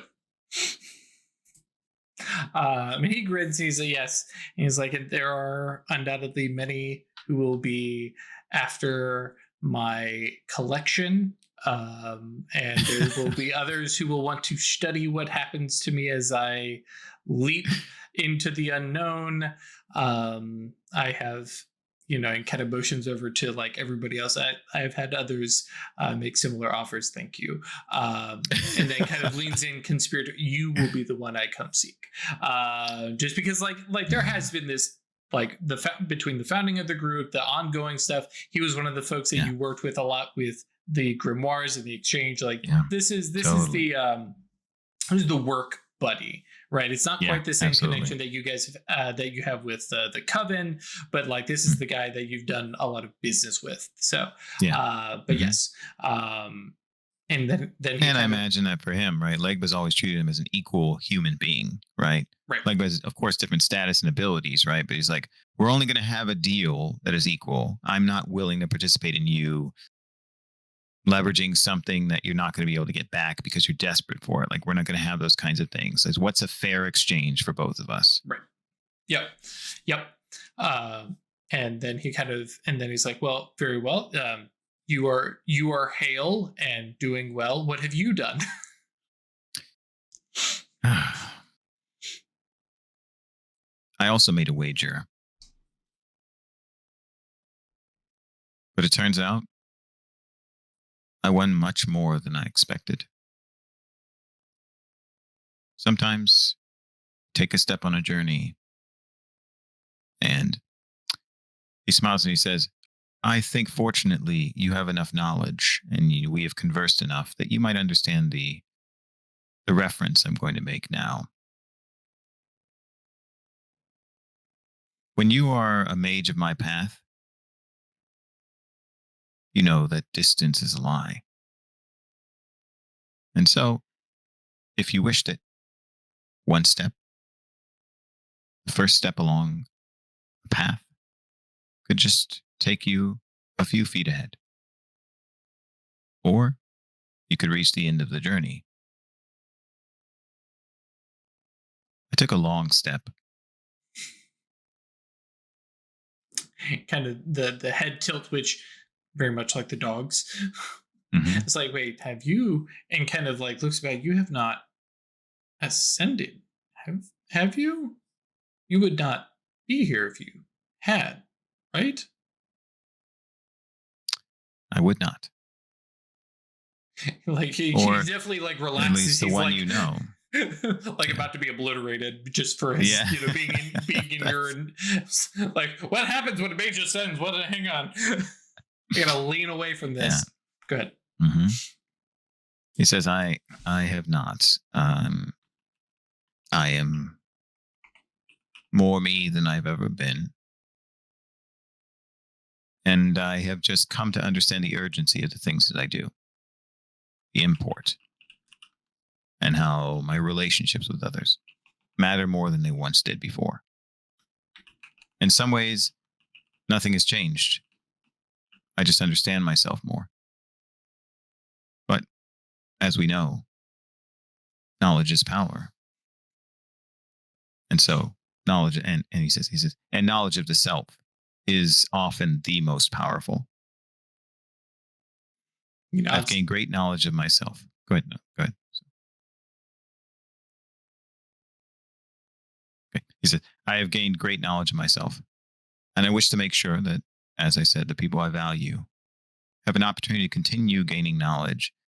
And then he turns obliquely to kind of like hint at the crowd. He says, without restriction, based on ideology, as we started this group to do. Truly. Well, they will be very pleased to hear that. However, before I make such a suggestion, I would value any information you might give me about what has transpired and how these divisions have manifested within the group. He nods. Well, it's been slow, but has been accelerating. Where once we sat together, now we sit separate, but it was smaller. First, it was sitting on opposite sides from one another and then sitting farther apart. And now, and kind of gestures towards the amphitheater, which has got 3 big sets, with an aisle Yeah. down it, or 2 aisles. And now the amphitheater looks like this, and they don't even sit beside one another. Tensions get warm, but not anything above that. I think the knowledge that within the astral, there's not any real lasting damage one can really do to each other has kept that to a minimum, and I have assumed more of a chairman position in mediating discussions. But the interest continues, and the meetings continue, which is nice to see, and attendance is kind of, as it often is. But yeah, I think what we are seeing in our meeting and in Metropolis, and I think he blames it on the Civil War, right? He blames it on the division there and what it kind of represents, freedom versus slavery. Very much Diamond Order versus Sears, but he isn't quite aware that, well, there's some of the Diamond Order that are like, slavery's okay. Hey, let's not get carried away. What if you're nice about it? I mean, that's totally the Diamond Order. Ladder boys. I know. But it's totally the attitude. It's like, what if you say good morning? It's fine. What if you were nice to your enslaved people? Yeah. Still enslaved. Still have no freedom. Still do not have personal agency. Still a problem. Yes. I inherited these people. I didn't buy them. Oh God. Oh, yep. Okay. So yes, within the meeting, it definitely seems like things are building up, but it's nowhere near, especially after having Petrichor talk about, people were throwing lightning at each other and trying to kill each other. It's like, here it's just like, well, sometimes people make snide remarks at each other. It's like, okay, well, yeah, that checks out for my particular group of nerds. That's not a change in and of itself, right? But otherwise, yeah, his focus of all's perspective is that it's the Civil War stuff is happening in Metropolis. It's obviously kind of reflecting in other places in the Temenos, but here, at least for now, it's not too bad. Okay, great. And he says, if I am loathed to take away roles that people have earned. And so, as you have taken on a chairman role, unless you would desire to relinquish it, I will not take it away from you. He grins and holds the book, because there's no way he's relinquishing that. And he's like, no, I think I'm quite happy with this role. And I feel that we get more productive discussion and less esoteric tangents. And there's this glaring look, I think, at Legba, because undoubtedly Legba has led some of those tangents. Is they start talking about Arcana and this, that, and the other. It's like, wait. We are here to talk about summoning supernals. What are you guys talking about casting spells for? That's not part of this. Nope. Get back.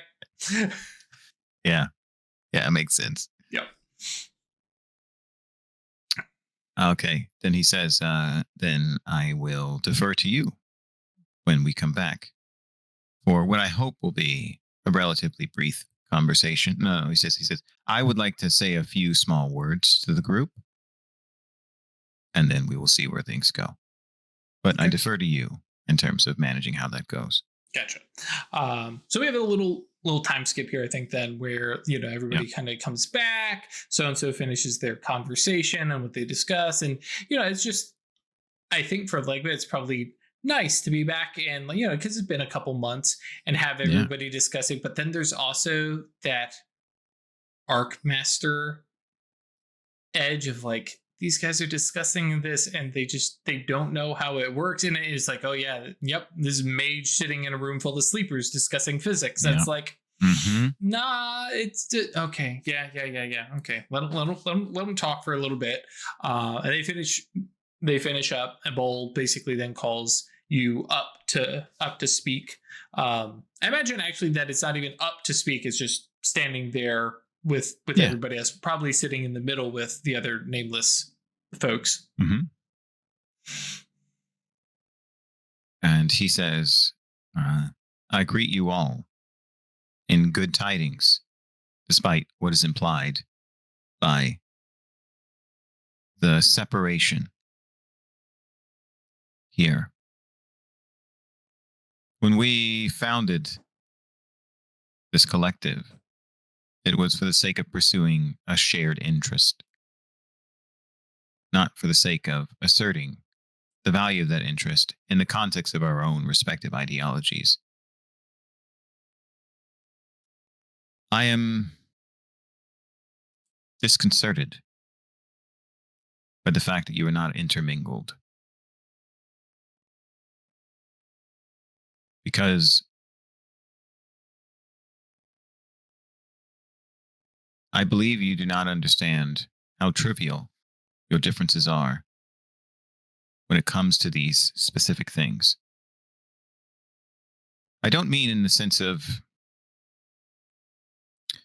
high in the heavens in the supernal with no connection to the phenomenal. Believing that the concerns of the flesh pale in comparison to the concerns of the soul, of the spirit. I merely mean to say that I think we should hereforth leave our ideology at the door. We are all nameless. Unless any of you are themselves controllers of the orders you belong to, the primary members, unless you founded those orders as though they are a legacy, unless you speak for all of the members of that order, this is not a site. This is not a context where we will prosecute whatever it is that has prompted the divisions reflected herein. Now, as you know, we are a community of people who share interest, and therefore, I'm not making a statement you must adhere to. Because I can't do that. That's not what we're here for, and that is also not something I would attempt to do. You all work your own will, right? Like it's not something you would submit to. And in the same way, I would suggest that you do not submit to being representatives of the divisions you're implying by sitting apart. At least for the sake of these meetings. Please abandon the need. Please postpone the need to represent the factions you belong to and your implicit allegiance to the choices that they might make that have nothing to do with an interesting conversation about how we might bring incredible beings to us and request things of them. I believe there's, some applause from the Nameless Orders who are very much tired of this. And there's some, modicum of agreement from some of the Diamond Order and probably even from some of the Seers. But the majority of those on the wings are looking, and without drawing out into a long debate with them, you have some back and forth debate, and because there's discussion of like, well, if people, if mages discover this, then that could potentially be used by those orders, and so maybe we should have certain people here learning these things, and so there's a lot of back and forth to not to not make this episode the HOA, of course, the HOA meeting. But yeah, like it's like it never erupts into more, but there is definitely like some strong feelings for like, well, no, our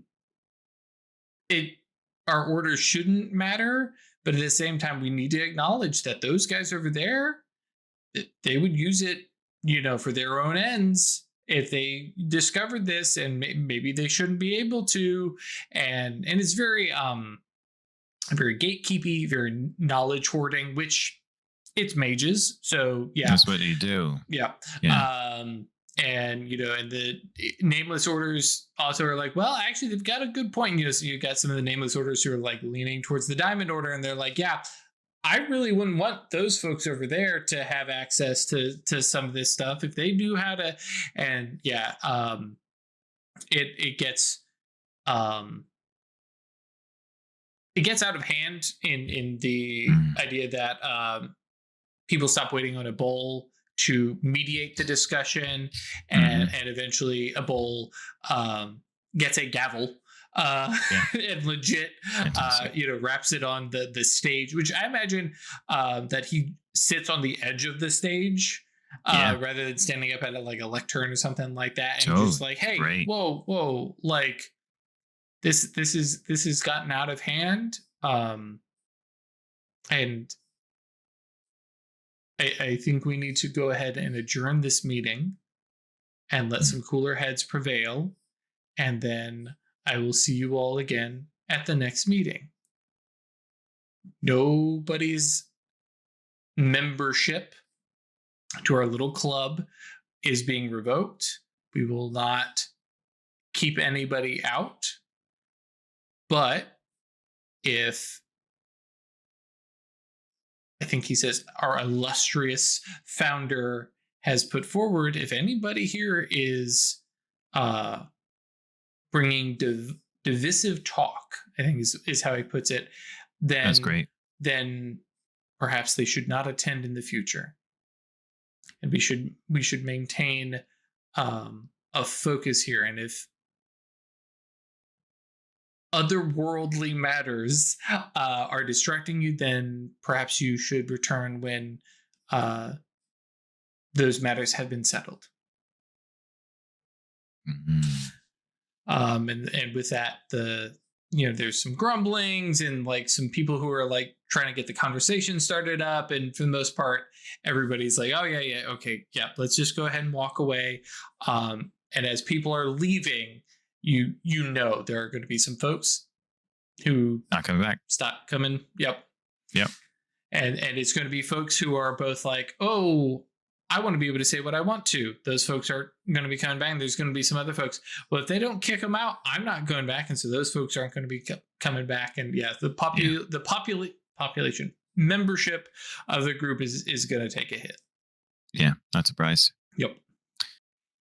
I mean, look, we've seen hints of this everywhere, right? So like was hope was, oh gosh, I mean, like now that I am an Archmaster, there's more that can be done, right? Like I want this to happen. I want more, right?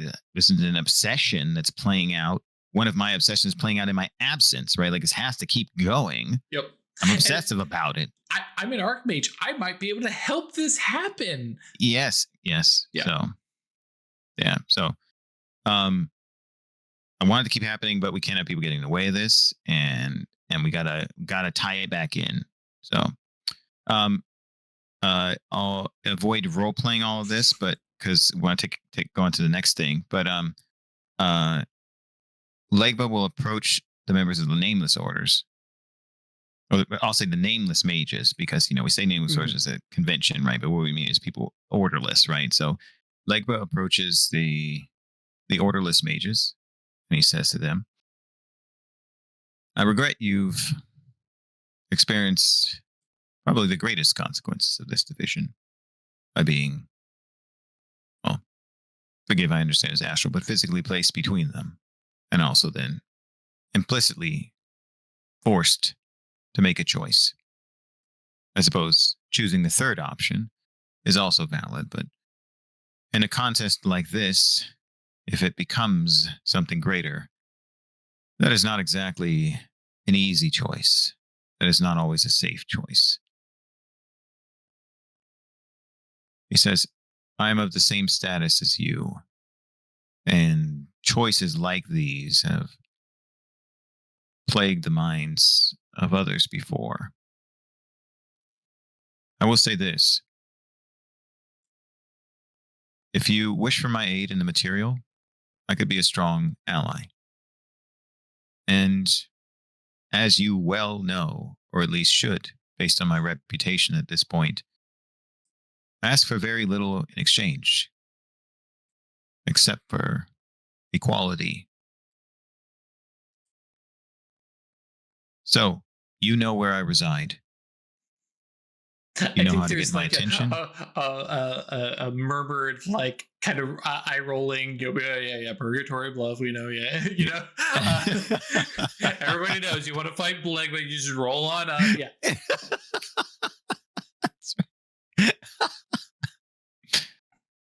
um, consider this an earnest invitation. If you wish for my aid, however small, I will be happy to lend it, especially considering that now, even in this esoteric place, within a construct of the mind and human soul, we are still confronted with what we hoped to be avoidable division. there's definite nods and some folks talking about yeah, I'll take you up on that, and others who are part of, like you said, some of them are nameless just by themselves, but some are part of Yeah. nameless orders and Yes. are like, yeah, we could use allies at a time like this. Yeah, it would be nice to have one of the actual legit nameless mages being like, it would be nice to have somebody to call on. One of those never joiners is like, well, Cabal sounds kind of nice right now, actually. That's right. It's like, because I mean, sometimes you get a cabal together, not because you guys want to study the same things, but because mutual protection. You're vulnerable. Yep. Yes, that's exactly right. Got to watch each other's back. So yeah, definitely. And some of this is stuff because I'm sure Legba has made similar offers before, but this time with everything, and as the other orders walk off, they're like, you know what? It might be time that we start to coordinate and find friendship amongst us nameless orders, assemble together, as it were. Yes, that's right. So great. He would then, say, find me however you wish, in the flesh or in the astral. I'm always there. It's true. Yeah, that's true. Well, actually, you might need to amend that. I'm usually Oh, that's there. a good point. Oh, yeah, that's right. No, yeah, he wouldn't say that. He said, yes, that's a good point. So then let's amend what he says. So instead he would say, in the flesh or in the astral, and I'm quite often there. Yep. I also realized it's like, no, you say I am there much more often than most. Yep. But also, you got Mind 5. Like, we the Legba sitting there at a desk with some glasses on, and reception, it's like, hi. Yeah. Oh, you need to talk with Legba? Okay, hang on. Well, he's currently out right now, but I'll store your question. What is happening right now? Yeah, he's gonna set up a series of barks. Yep. Yeah, that's true. Yep. He's gonna set up barks. Yep. So people know how to reach him. Yep. Okay, so he's met with a bull. Fantastic. He's seeing what's happening with the Supernal. He's got information in Metropolis about what's happening, so it gives him some useful information that he can as a background to fill in stuff from the dogs, and then we'll check in with Jules. But the other thing, of course, he wanted to do in Metropolis that we discussed is now he's going to go out and he's going to walk to see the signs of what's happening, and along the way try and find dogs. Yeah. And I like the idea of him moving from neighborhood to neighborhood, which, at this point being obviously not native to Metropolis, but being very comfortable here and having met with other folks, because Metropolis reflects all the cities across all of time, or at least past. We're not in the Supernal, so we still have, we don't get future tech. But we do have lots of places to meet people, and so in your not quite shady dealings, but Mhm. where's a safe place we can meet? Well, how about such and such corner of 1842, Yeah. in Victorian London. Well, I guess they would just call it London. Mhm. And we'll meet there because it's reflected, because it exists. It's Metropolis is just the combination of all those places squished Yeah. together. And so wandering from street to street, walking, and you've got lots of signs of division. There's different places that show signs of. Actually, you know what? I feel like as you walk through, is less obvious in terms of like, oh yeah, these people aren't meeting together, because a lot of what you're going to see here are Goetia. Yeah. But it feels like every place you walk are war torn, Ooh. or disaster, post disaster, walls, people putting boarding up to oncoming tornadoes, hurricanes, a lot of the uh appropriate responses for stuff, coming across some of the places where it's like, well, yeah, there used to be a neighborhood here and now it's ash, right? Oh, You have like jeez. broken timbers, and the Yes. remains of the and do we have the Great Fire, the San Francisco fire at this point I now? think it's in 1906, Yeah, that's right. It was 1900s. right? Yeah, you're right. But yeah, I mean, I know London had a Great Fire too. So Yes, absolutely. yeah. Quite true.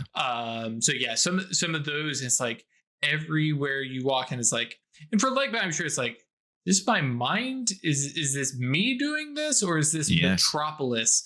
Yeah. The answer is yeah. Mhm. A little A, little B. But as you walk and move through all these different places, there is a repeating species of Goetia that you keep Ah. finding. Hungry dogs. Hungry Oh, dogs, fantastic. Yes. little edge of feral, but Yeah. more desperate for food, more desperate for companionship. Some of these, Mhm. the dolled up little poodle over there does not know how to hunt. He's not going to run Yeah. out of Purgatory Bluff and go find something. He's going to be No. digging in trash. He's going to be looking for scraps.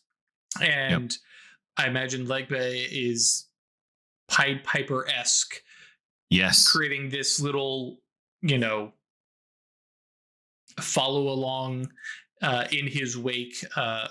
entourage. That's what I'm looking for, of Yeah. dogs. And just Yes. like, I don't even feel like Legba really has to say much. Just a Mhm. little whistle here, a little clicking of the tongue, a little snap of the fingers. Yeah. I think this is where we kind of wink at Archmage Legba having influence on dogs. It's not Yep. mechanically. Nobody go No. yell at me in the No. comments. Actually, you No. can yell at me in the comments. It's fine. But it just is just the natural thing of it, and they're just, and like, but just knows the right call for that dog, right? Yeah. Some dogs it's the Mhm. snap, some it's the whistle, and just everyone's just like, huh, what's going on? Oh, a bunch of other dogs. We're all following him. Maybe there's food. All right, and just start following along, and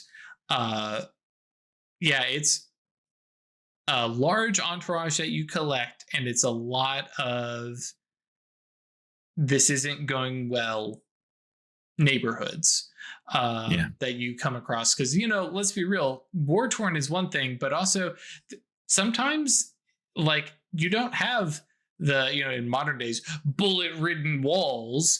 It's just No. like, well, yep, they came through, they take all the soldiers took all the food, and said thank you for doing your duty, and you have a bunch of civilians who are left going, we have barely anything left, and those were the good guys. Yeah. Yep. Because war is bad, y'all. Yeah. The more you know. Like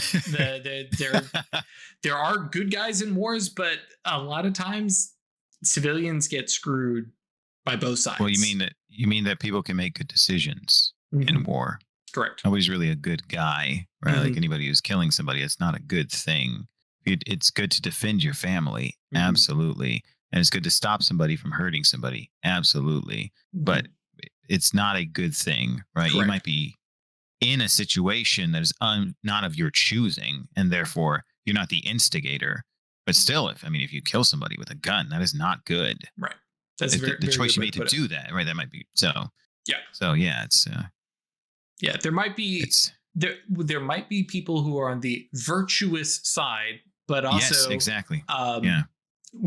history is written by the winners. Yep. So yeah, Precisely. there's a lot there. We're not going to get into that political side, Of but course. Of yeah, course. Yeah. Yeah. the Yeah. point being, yes, there's a lot that like this is what Metropolis is showing you. I think is what you That's kind of end up very picking useful. up. Yeah. Being from Haiti and being in the work camps and seeing the aftermath of what was supposed to be glorious liberation, just being your own people, keep you in servitude, Yep. really left him with that taste. It's guided his search for wisdom and how he engages magic and all these people. And so seeing reminders of that going through that, like, even when it seems like there hasn't been any fighting, when there hasn't been direct destruction as a consequence of fighting, everyone's still affected. The buildings are intact, but the people around are ragged. There's starving children. People aren't happy. There's all kinds of things. So You got your men drafted up. Yeah. yes, right? Yeah.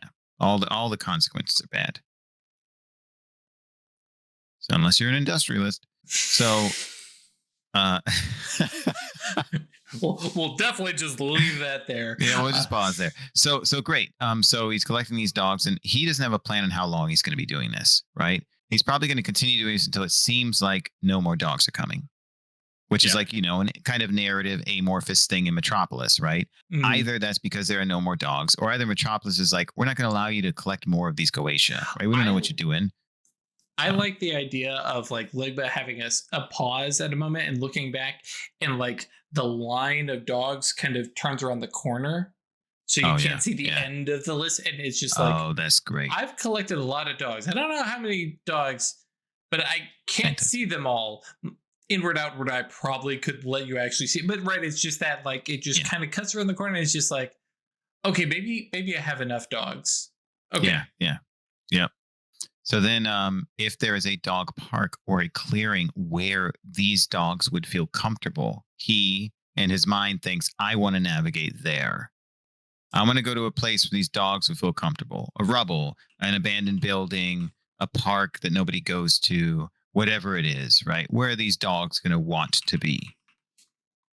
Or I like that. where would they suffer being for at least the time for Legba to talk to them and then engage them the way he wishes?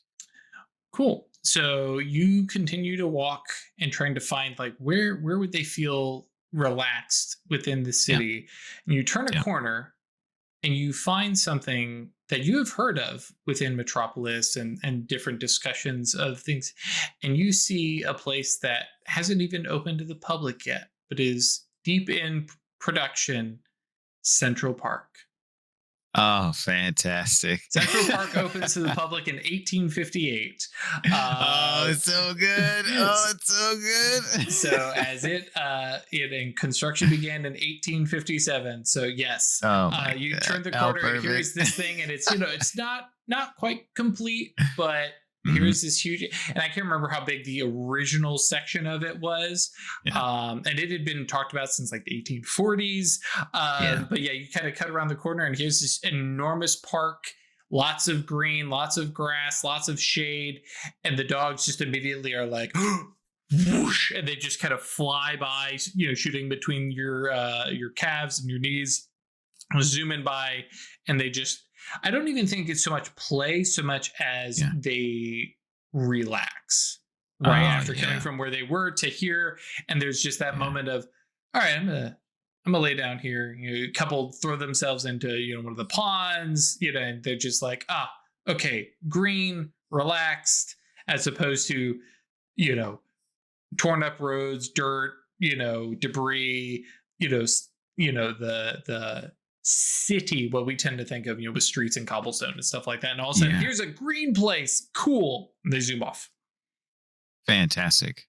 That's got to be a really like beautiful image. All these hungry dogs that themselves have suffered Mhm. consequence. Relax and be dogs scampering around in the grass with no people there because it's not open yet. The Exactly. first visitors to Central Park. That's really cool. So Legba lets them briefly be themselves without him talking to them or making a request. Goes around and like spreads some food here and there, right? Not calling them forth, but like those who are resting, like, drop some treats around them so they have something, that kind of thing. A bone, a rawhide, like, conjuring it as he would from astral substance. Just something small, right? He'll give them something bigger in a bit, but something small first. And after letting them rest, then he'll sit in the center of the clearing, and then he's going to see if he can bridge telepathy with them the way he just experienced telepathy with those dogs and with spirit dogs. He wants to see if goetic dogs, he can build a connection with them. It might not work, but he's inspired and he's curious. Yeah, these ones don't have telepathy. Now you can reach out with the attainment that you have. But yeah, even that kind of falls short because your attainment is designed for, we'll say, thinking minds rather than reactive or feral. And while these are Goetia, these are all like rank 0, rank 1, right? Of course. Yeah. They're just background. They think they are dogs, which is really weird because you're Goetia. How do you think you're a dog? But okay. Same way some people Goetia think they're people, I guess. So yeah, same kind of thing. But yeah, the attainment doesn't work the way it works with actual people, we'll say. Yeah, fair enough. So he decides to take a slightly different tack to see if he can get it to work. So the first thing he says is, "Oh, wait a minute, I'm doing this the wrong way. I tried to talk to them. I focused on ceremony first when I talked to the real dogs. I said, I must know your names if I'm going to have a conversation with you." And he remembers, of course, as a master of mind and now archmage of mind, that Goetia are influenced by how they're interacted with. So in turn, he's going to go to each of the dogs. And it might be a little bit of help from some knowing or compelling spells. Perhaps a conjunctional mind and prime. But he's going to ask the dogs, "What is your name?" He's going to look for the collar, and the act of going through the process of seeing what comes out of his mouth, what he feels inclined to say, what he's inspired to name the dog based on how it looks, maybe some aspect of it. This one's red, a little reddish in the back, right? This one has white spots around the eyes and the ears going back on their head. It looks like they have glasses. This one has a tuxedo appearance, like whatever it is, right? He's going to try and coax names out of them and from his own mind so that he can name them, so that they are not just anonymous dogs, anonymous Goetia anymore. He is assigning them names. These are the dogs he's interacting with in Metropolis, and they now have names. I like that. Yeah. It's a long process, but fortunately, it's the astral. So, okay. And your physical self, that is completely unnecessary, you probably think of later. It's like, yeah, I could have just not been there. But also there's some wisdom in remembering to be human. Totally. But yes, is resting now. So yeah, you take time and learn the names of all the dogs, or rather give them which chicken egg situation again. Yes, exactly. And it's he's just letting it be a part of the process. Yep. and meet all these dogs. As far as Legba is concerned, all of the dogs of Metropolis. Actually, Yes, I would that's right. even go so far. All the dogs of war torn Metropolis. We'll say, Oh, right? yes. Great. Yes. That's good. Yeah, that's good. And he then says that they belong to the pack. You are of the pack of war torn Metropolis, but you needn't always stay in war torn Metropolis. Dogs can roam. And he's not going to say anything more elaborate until he's able to actually get this telepathy working. So he's given them names. He tells them, this is your name. I greet you. I'm Legba. This is your name. Hello, right? He says, you're the pack of war torn Metropolis, just in the same way you interact with any other Goetia, right? Mm-hmm. And then he says, okay, what happened before? All right, so Coyote gave those dogs a writing writing spirit that granted them telepathy. Okay, maybe they're granted telepathy.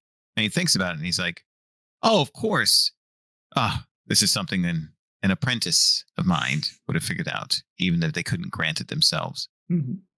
He then says, okay, I'm going to sit and I'm going to do my best to cast a large effect. I guess weaving to grant the dogs the ability to communicate with Legba through telepathy. Yep. I tend to think of patterning being the thing that can give abilities, but either way, fair it's enough. well within your realm. Yeah, no worries. No worries. Patterning's fine. Yes, sure. I was thinking in the context of sculpting, and I thought that's where you could give certain abilities in spirit, but never mind. It doesn't actually matter to me. Yeah, I understand where you came from. It's fine. That's why I was thinking it, but it's totally okay for it to be patterning. So I don't have any objection to it. I was just all of it is under 6 dots of mind. Yes, exactly. So he grants him the ability to have telepathy with Legba, to be receptive to his telepathy, not necessarily to be able to, to make it really simple, direct, explicit, and without too many attachments. Just like they are receptive to Legba's telepathy as part of the pack of the dogs of war torn Metropolis. Now that he can communicate with them, he establishes telepathy through his attainment, because that's his inclination. He wants to keep this maintained. And he says, I greet you, dogs of war torn Metropolis. And each of their names he says in turn. Yeah, I like that. And like these Goetia, all of a sudden now can pick up, they now have antenna to the attainment. I like that. Like, I'm going to set up the condition. Now this other thing works. I really like that. And now all of a sudden, there's, communication and everybody turning. And then, like, especially because they're all, like I said, the same species of Goetia. All of them have the same realization at the same time, and you get a rather unconcerning instant snap of attention from all of them at the same time, right? As they all look over and they're like, he's talking to us. And, Legba probably nonplussed. But for anybody else looking is just watching all the dogs all at once, their heads turn. Staring at you in a clearing. Yeah, that's intimidating to say the least. But for Legba, it's like, okay, I've got your names out, and I like the idea that he's like, I greet you so and so, and a couple of them are actually my name is some of them that are like reflections of specific dogs from those neighborhoods, right? Like cool. they were the neighborhood dog. Everybody knows him. He's so-and-so. And so that reflection has made it. Whereas others were just like, I am dog? Question mark? It's like, I just kind of, I was in the background. And so, you have, some of these like rank zeros that you've kind of nudged into rank 1. And go around and, meet them. And I like the idea, probably not even physically, well, definitely not physically you're in the astral, but without moving your astral body around, just moving the mental attention from one to another, and meet them all and actually shake their hand, a little paw shake, kind of like, okay, I have met you, let us greet each other and stuff like that. I dig that. And I really like the idea of like, this is the pack of war torn Metropolis and establishing a group. Awesome. Great. I'm glad you like it. Uh, so then he says, I wish to ask something of you. As you see, I haven't yet. I've just granted you things. And there are no strings attached. I won't take away what I have granted you if you refuse what I ask of you next. However, before that, you know this. You feel this. It is not fair to talk to a dog without making sure that the dog is fed. We will eat together and then we will talk further. I like that. I think you also realize as you talk to some of them that Mm. their appearance is that of hungry dogs, right? But it Mm, is their nature as a Goetia to look that way. So there are fair enough. some who Yeah. actually turn away. They're like, "Oh no, I don't need to eat. This is just who I am." And then there are others who are like, "No, I am hungry." Like, and especially I think the reflections of specific neighborhood dogs. Those are like, Mm. "Yeah, I haven't eaten ever, and I am hungry. I would like to eat, please." So yeah, they're again similar to the dogs back at home. Like there's some Yes. variety here, and like, but yes, going through feeding the dogs who need to be fed, other dogs who are just like, no, I'm happy, I'm good. I am skin and bones because I am skin and bones. It's just Yeah. me. Sorry. But at least, and I'm sure there's the acknowledgement. It's like, oh, well, if I can't feed you, I will give you pets. And there's no Mhm. dog. Okay, that's a lie. Many a dog likes a good pet. You occasionally get some of them, and they're just like, I'm just going to sit on your lap, and you don't get to touch me. Yeah. Shout out to one of my grandma's dogs. Yeah. Oh, jeez. Yep. Mhm. Anyways, please continue. It's funny. No worries. Yes, thank you, and thank you for saying that because it does that variety is important as well for their personalities and establishing that they're all different, right? Even though they're all the same species of Goetia, these are all different Goetic Correct. beings. So great. Okay, so then after they're fed, he says this. He says, "As you roam through Metropolis, you are some that know these paths better than others. You know the places that are hard to reach. You know the places that are neglected." Places that were once hale or never were and are just constantly abused and left in ruins. There is something coming that will affect not just this place, the places where you sleep, the places where you scavenge for food, places that have those who give you pets and comfort and warmth, but all of the astral. I need to find the inroads, the anchors, the connections that that which is coming has made or has had established into the astral. And so I wish to invite you to roam with me and then to roam on your own. And I believe that in the course of doing that, you will gain not just what I intend to reward you, but also something about yourself in the process. All dogs deserve to run. All dogs deserve to chase. All dogs deserve to fetch. I wish you to fetch a piece of these anchors and bring it back. I like that. Yeah, and I think the vast majority of them being dogs. Mhm. Yeah, okay, sure. Yeah, I'm a good boy. Yeah, I'll do that. Yeah. Fantastic. Especially you fed them, you met them, you've befriended them. Yep, got names and all that. And he's like talking them in their minds. So yeah, this is the establishment of the group of Goetia. He's gonna then give a collective task. Now, I'm of course receptive to however you would like me to mechanically validate the the ability for them to do this and come back to Legba, right? Because if they're roaming across the astral far and wide, it's kind of hard for rank one without a certain ability, right? Also, how the heck they're going to leave Metropolis and get elsewhere, right? There might be some spells he needs to cast. He might need to make them temporary familiars. Who knows? Like I haven't thought specifically about that, but this is where my mind was headed. That he wants the dogs to run around and look for signs of these things. He's going to grant them the scent the spore because he obtained an impression of that when he saw what the anchors, when Archmage Rilla showed him what that is. So he's going to give him a scent of what they are like or what they should be like in the astral.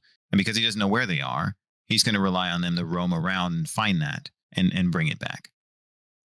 I dig it. I like and I think we're probably talking about dynamics because this is going to be changing them, and this is I like the idea, and it's kind of cribbing off of it already exists in the book, but also what Petrichor had done with her familiars is granting these Goche the ability to cross realms, which I have done before in this. I don't know that it's necessarily canonical, but I like the idea of it anyway. So meh. And granting these ones who are just little rank ones, maybe 1 or 2 are rank 2. So they should just think of themselves as dogs. And I like the idea of a dynamic spell that just all it does is just let them blend in to other realms and traverse to other realms, and they just belong to those other realms without actually changing them, right? So they remain, in this case, the war-torn, the pack of war-torn the pack of dogs from war-torn Metropolis. They will remain that and yet blend in to every realm that they go to. Not necessarily like incognito presence, which just people ignore, but so much of they just match up kind of the way mages do when they visit different places where they kind of, just like the other rank 1s don't notice them, and the rank 2s and above are like, well, I'm aware I'm a Goetia. Other, weird stuff doesn't throw me off. And so, you can just, I like the idea of Legba blessing them with this. He's opening the ways. He's the paths into other realms, so long as, and this would be the dynamism part, they are searching for anchors. As soon as they stop searching for anchors, they will be in that realm, and they will stand out, and they will have other problems, which nobody freak out. If the dogs get harmed, they go back to where they belong. Yep. It's the nature of Goetia. We're kind of establishing that too. They have this is the pack's grounds. Ooh, I like that. Yes. So yes, you have performed the biggest dog rescue in all of Metropolis. They now own pre-open Central Park. This is where they got names. This is where the pack was formed. This is when they're first announced. This is when they're given the task. I like that. Yeah. So if they walk through Metropolis to get here, right? We all did this. What's the term when you break an ephemeral? But yes, when they're destroyed is not the right term. When they lose corpus. That's right. Yep. They reform. They'll return here. They have a goal, and as long as they're following that goal, which is again the part of the dynamism, they can just roam wherever they want. And I think the quintessence of meeting them, greeting them, and having already taken many of them, not across different astral realms, but across different places of Metropolis, the different neighborhoods. I think that works pretty well for, again, this is truthfully a low-key spell, and it doesn't even break the Pax Arcanum. No. It's all stuck here in Purgatory Bluff. Not Purgatory Bluff. We are definitely, you're in Purgatory. Whatever. Y'all know what I mean. Yes. And so it's stuck in the astral in Metropolis. Yep. And now let loose to the rest of the astral realm. Yeah. And then have them send forth. Yep. Or send them forth. Have them send forth. Send them forth on this quest. I like the idea of some of them are playing, right?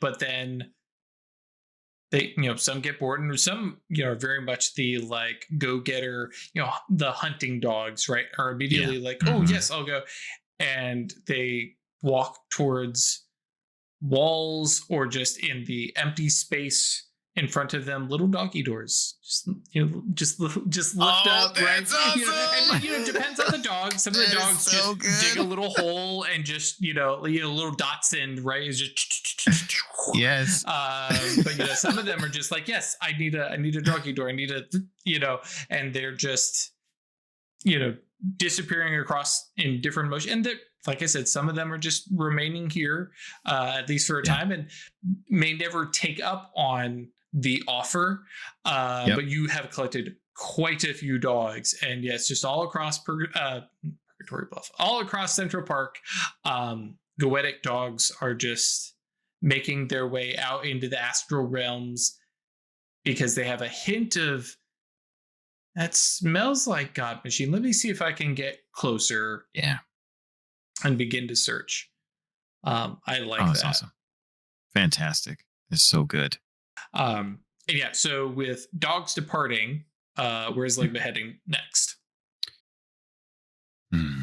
Well, he's in Metropolis, a place he's become so comfortable with, and he's granted the dogs an ability to merge with other realms and fit in right there. And there is another important realm in the astral that he hasn't been to lately that he can fit in quite well. Which happened almost inadvertently. But and the last time he was there, he had a rather strident conversation with somebody. And Cool. I think it's time for him to have a follow-up conversation. And this time it's weighted a little differently. Right, yeah. So now Archmage Merlin comes calling to Camelot. I like this. Yes. Exactly. And it's like, yeah, remember you're the Castellan, you're kind of in charge of everything, and then Merlin comes in as the advisor. Hi. Yeah. I am Merlin the White. Yes, exactly. That's you already anticipated. Yeah, he's definitely gonna be wearing the regalia and all that. It's gonna look different. Yeah, absolutely. I like that. So we see dogs departing out through various holes dug into the ground, So awesome. running off into the distance, doggy doors, and Legba, job well done, all right, and moves from Metropolis through realm to realm to realm into Camelot, again with this painterly, stylized appearance. And if you want to kind of describe Merlin, Legba, regalia, and stuff, and then we will pause there. Fantastic. So as Legba crosses the threshold into Camelot, there is a swirl of color around him, like he's casting his sorcery, right? He intends for it to be dramatic. The last time he was here with the hounds, not last time, sorry, the first time he was here with the coven and the hounds, right? They came in as travelers, and then he announced that he was Merlin and he needed to see the king, and that he had a disguised appearance. And then his previous visits, he didn't visit the front, right? He visits straight in the throne room.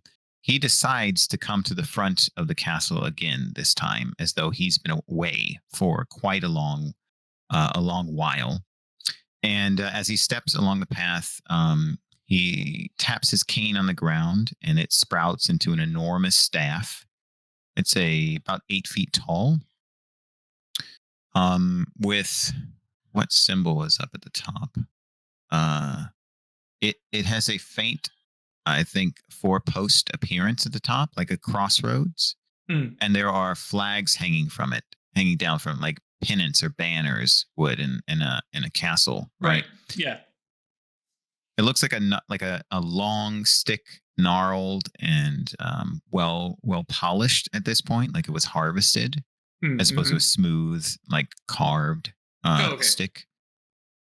And yeah, so their pennants are banners hanging down, and there are symbols on them, and they are the representations of the symbols on his centimani. So one is a symbol of freedom, one is a symbol of truth, one is a symbol of belief, and one is a symbol of children.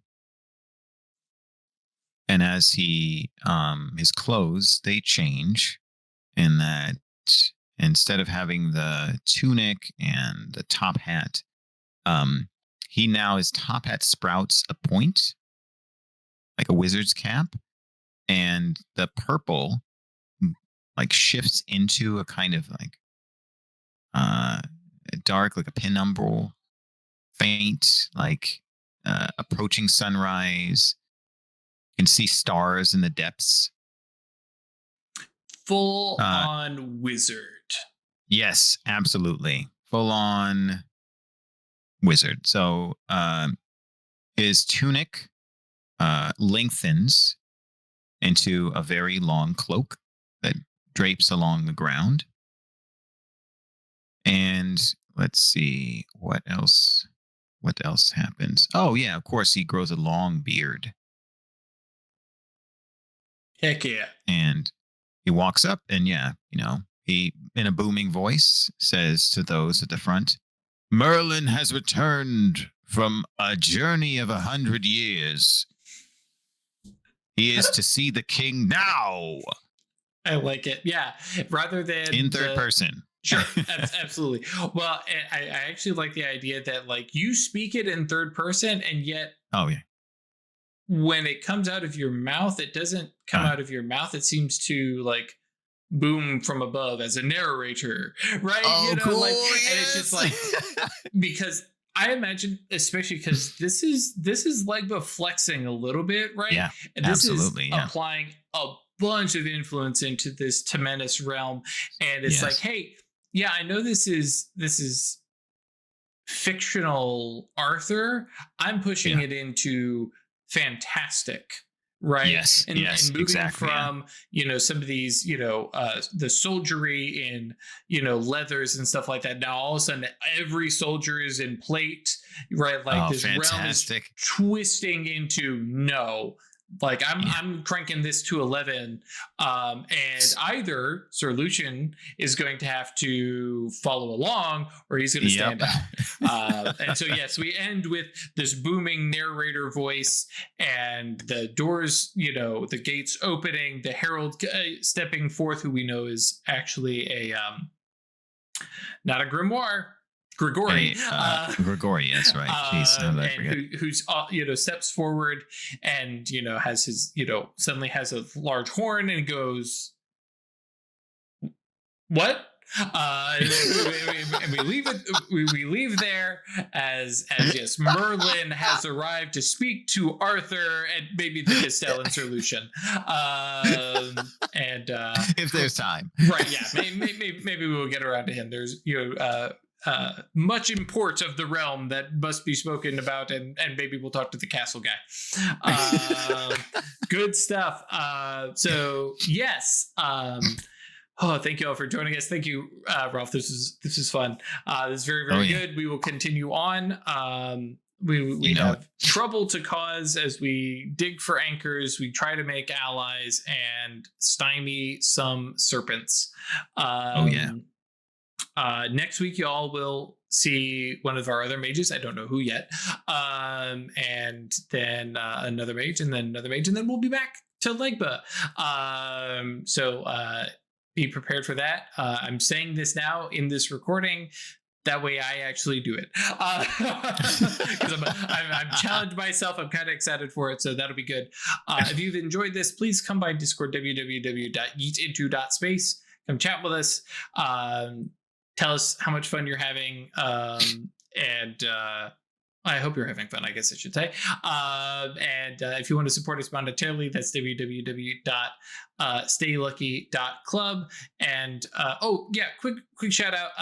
Yes, I know Central Park was built on some bullshit, and it has a terrible, terrible background history. I know. We're just we're not going to get into that. So please don't yell at me about that in comments. If you don't know about the terrible origin history of Central Park, please go check it out and educate yourself. Yeah, anyways, thank you all for joining us, and we'll see you next time. Bye. Adios.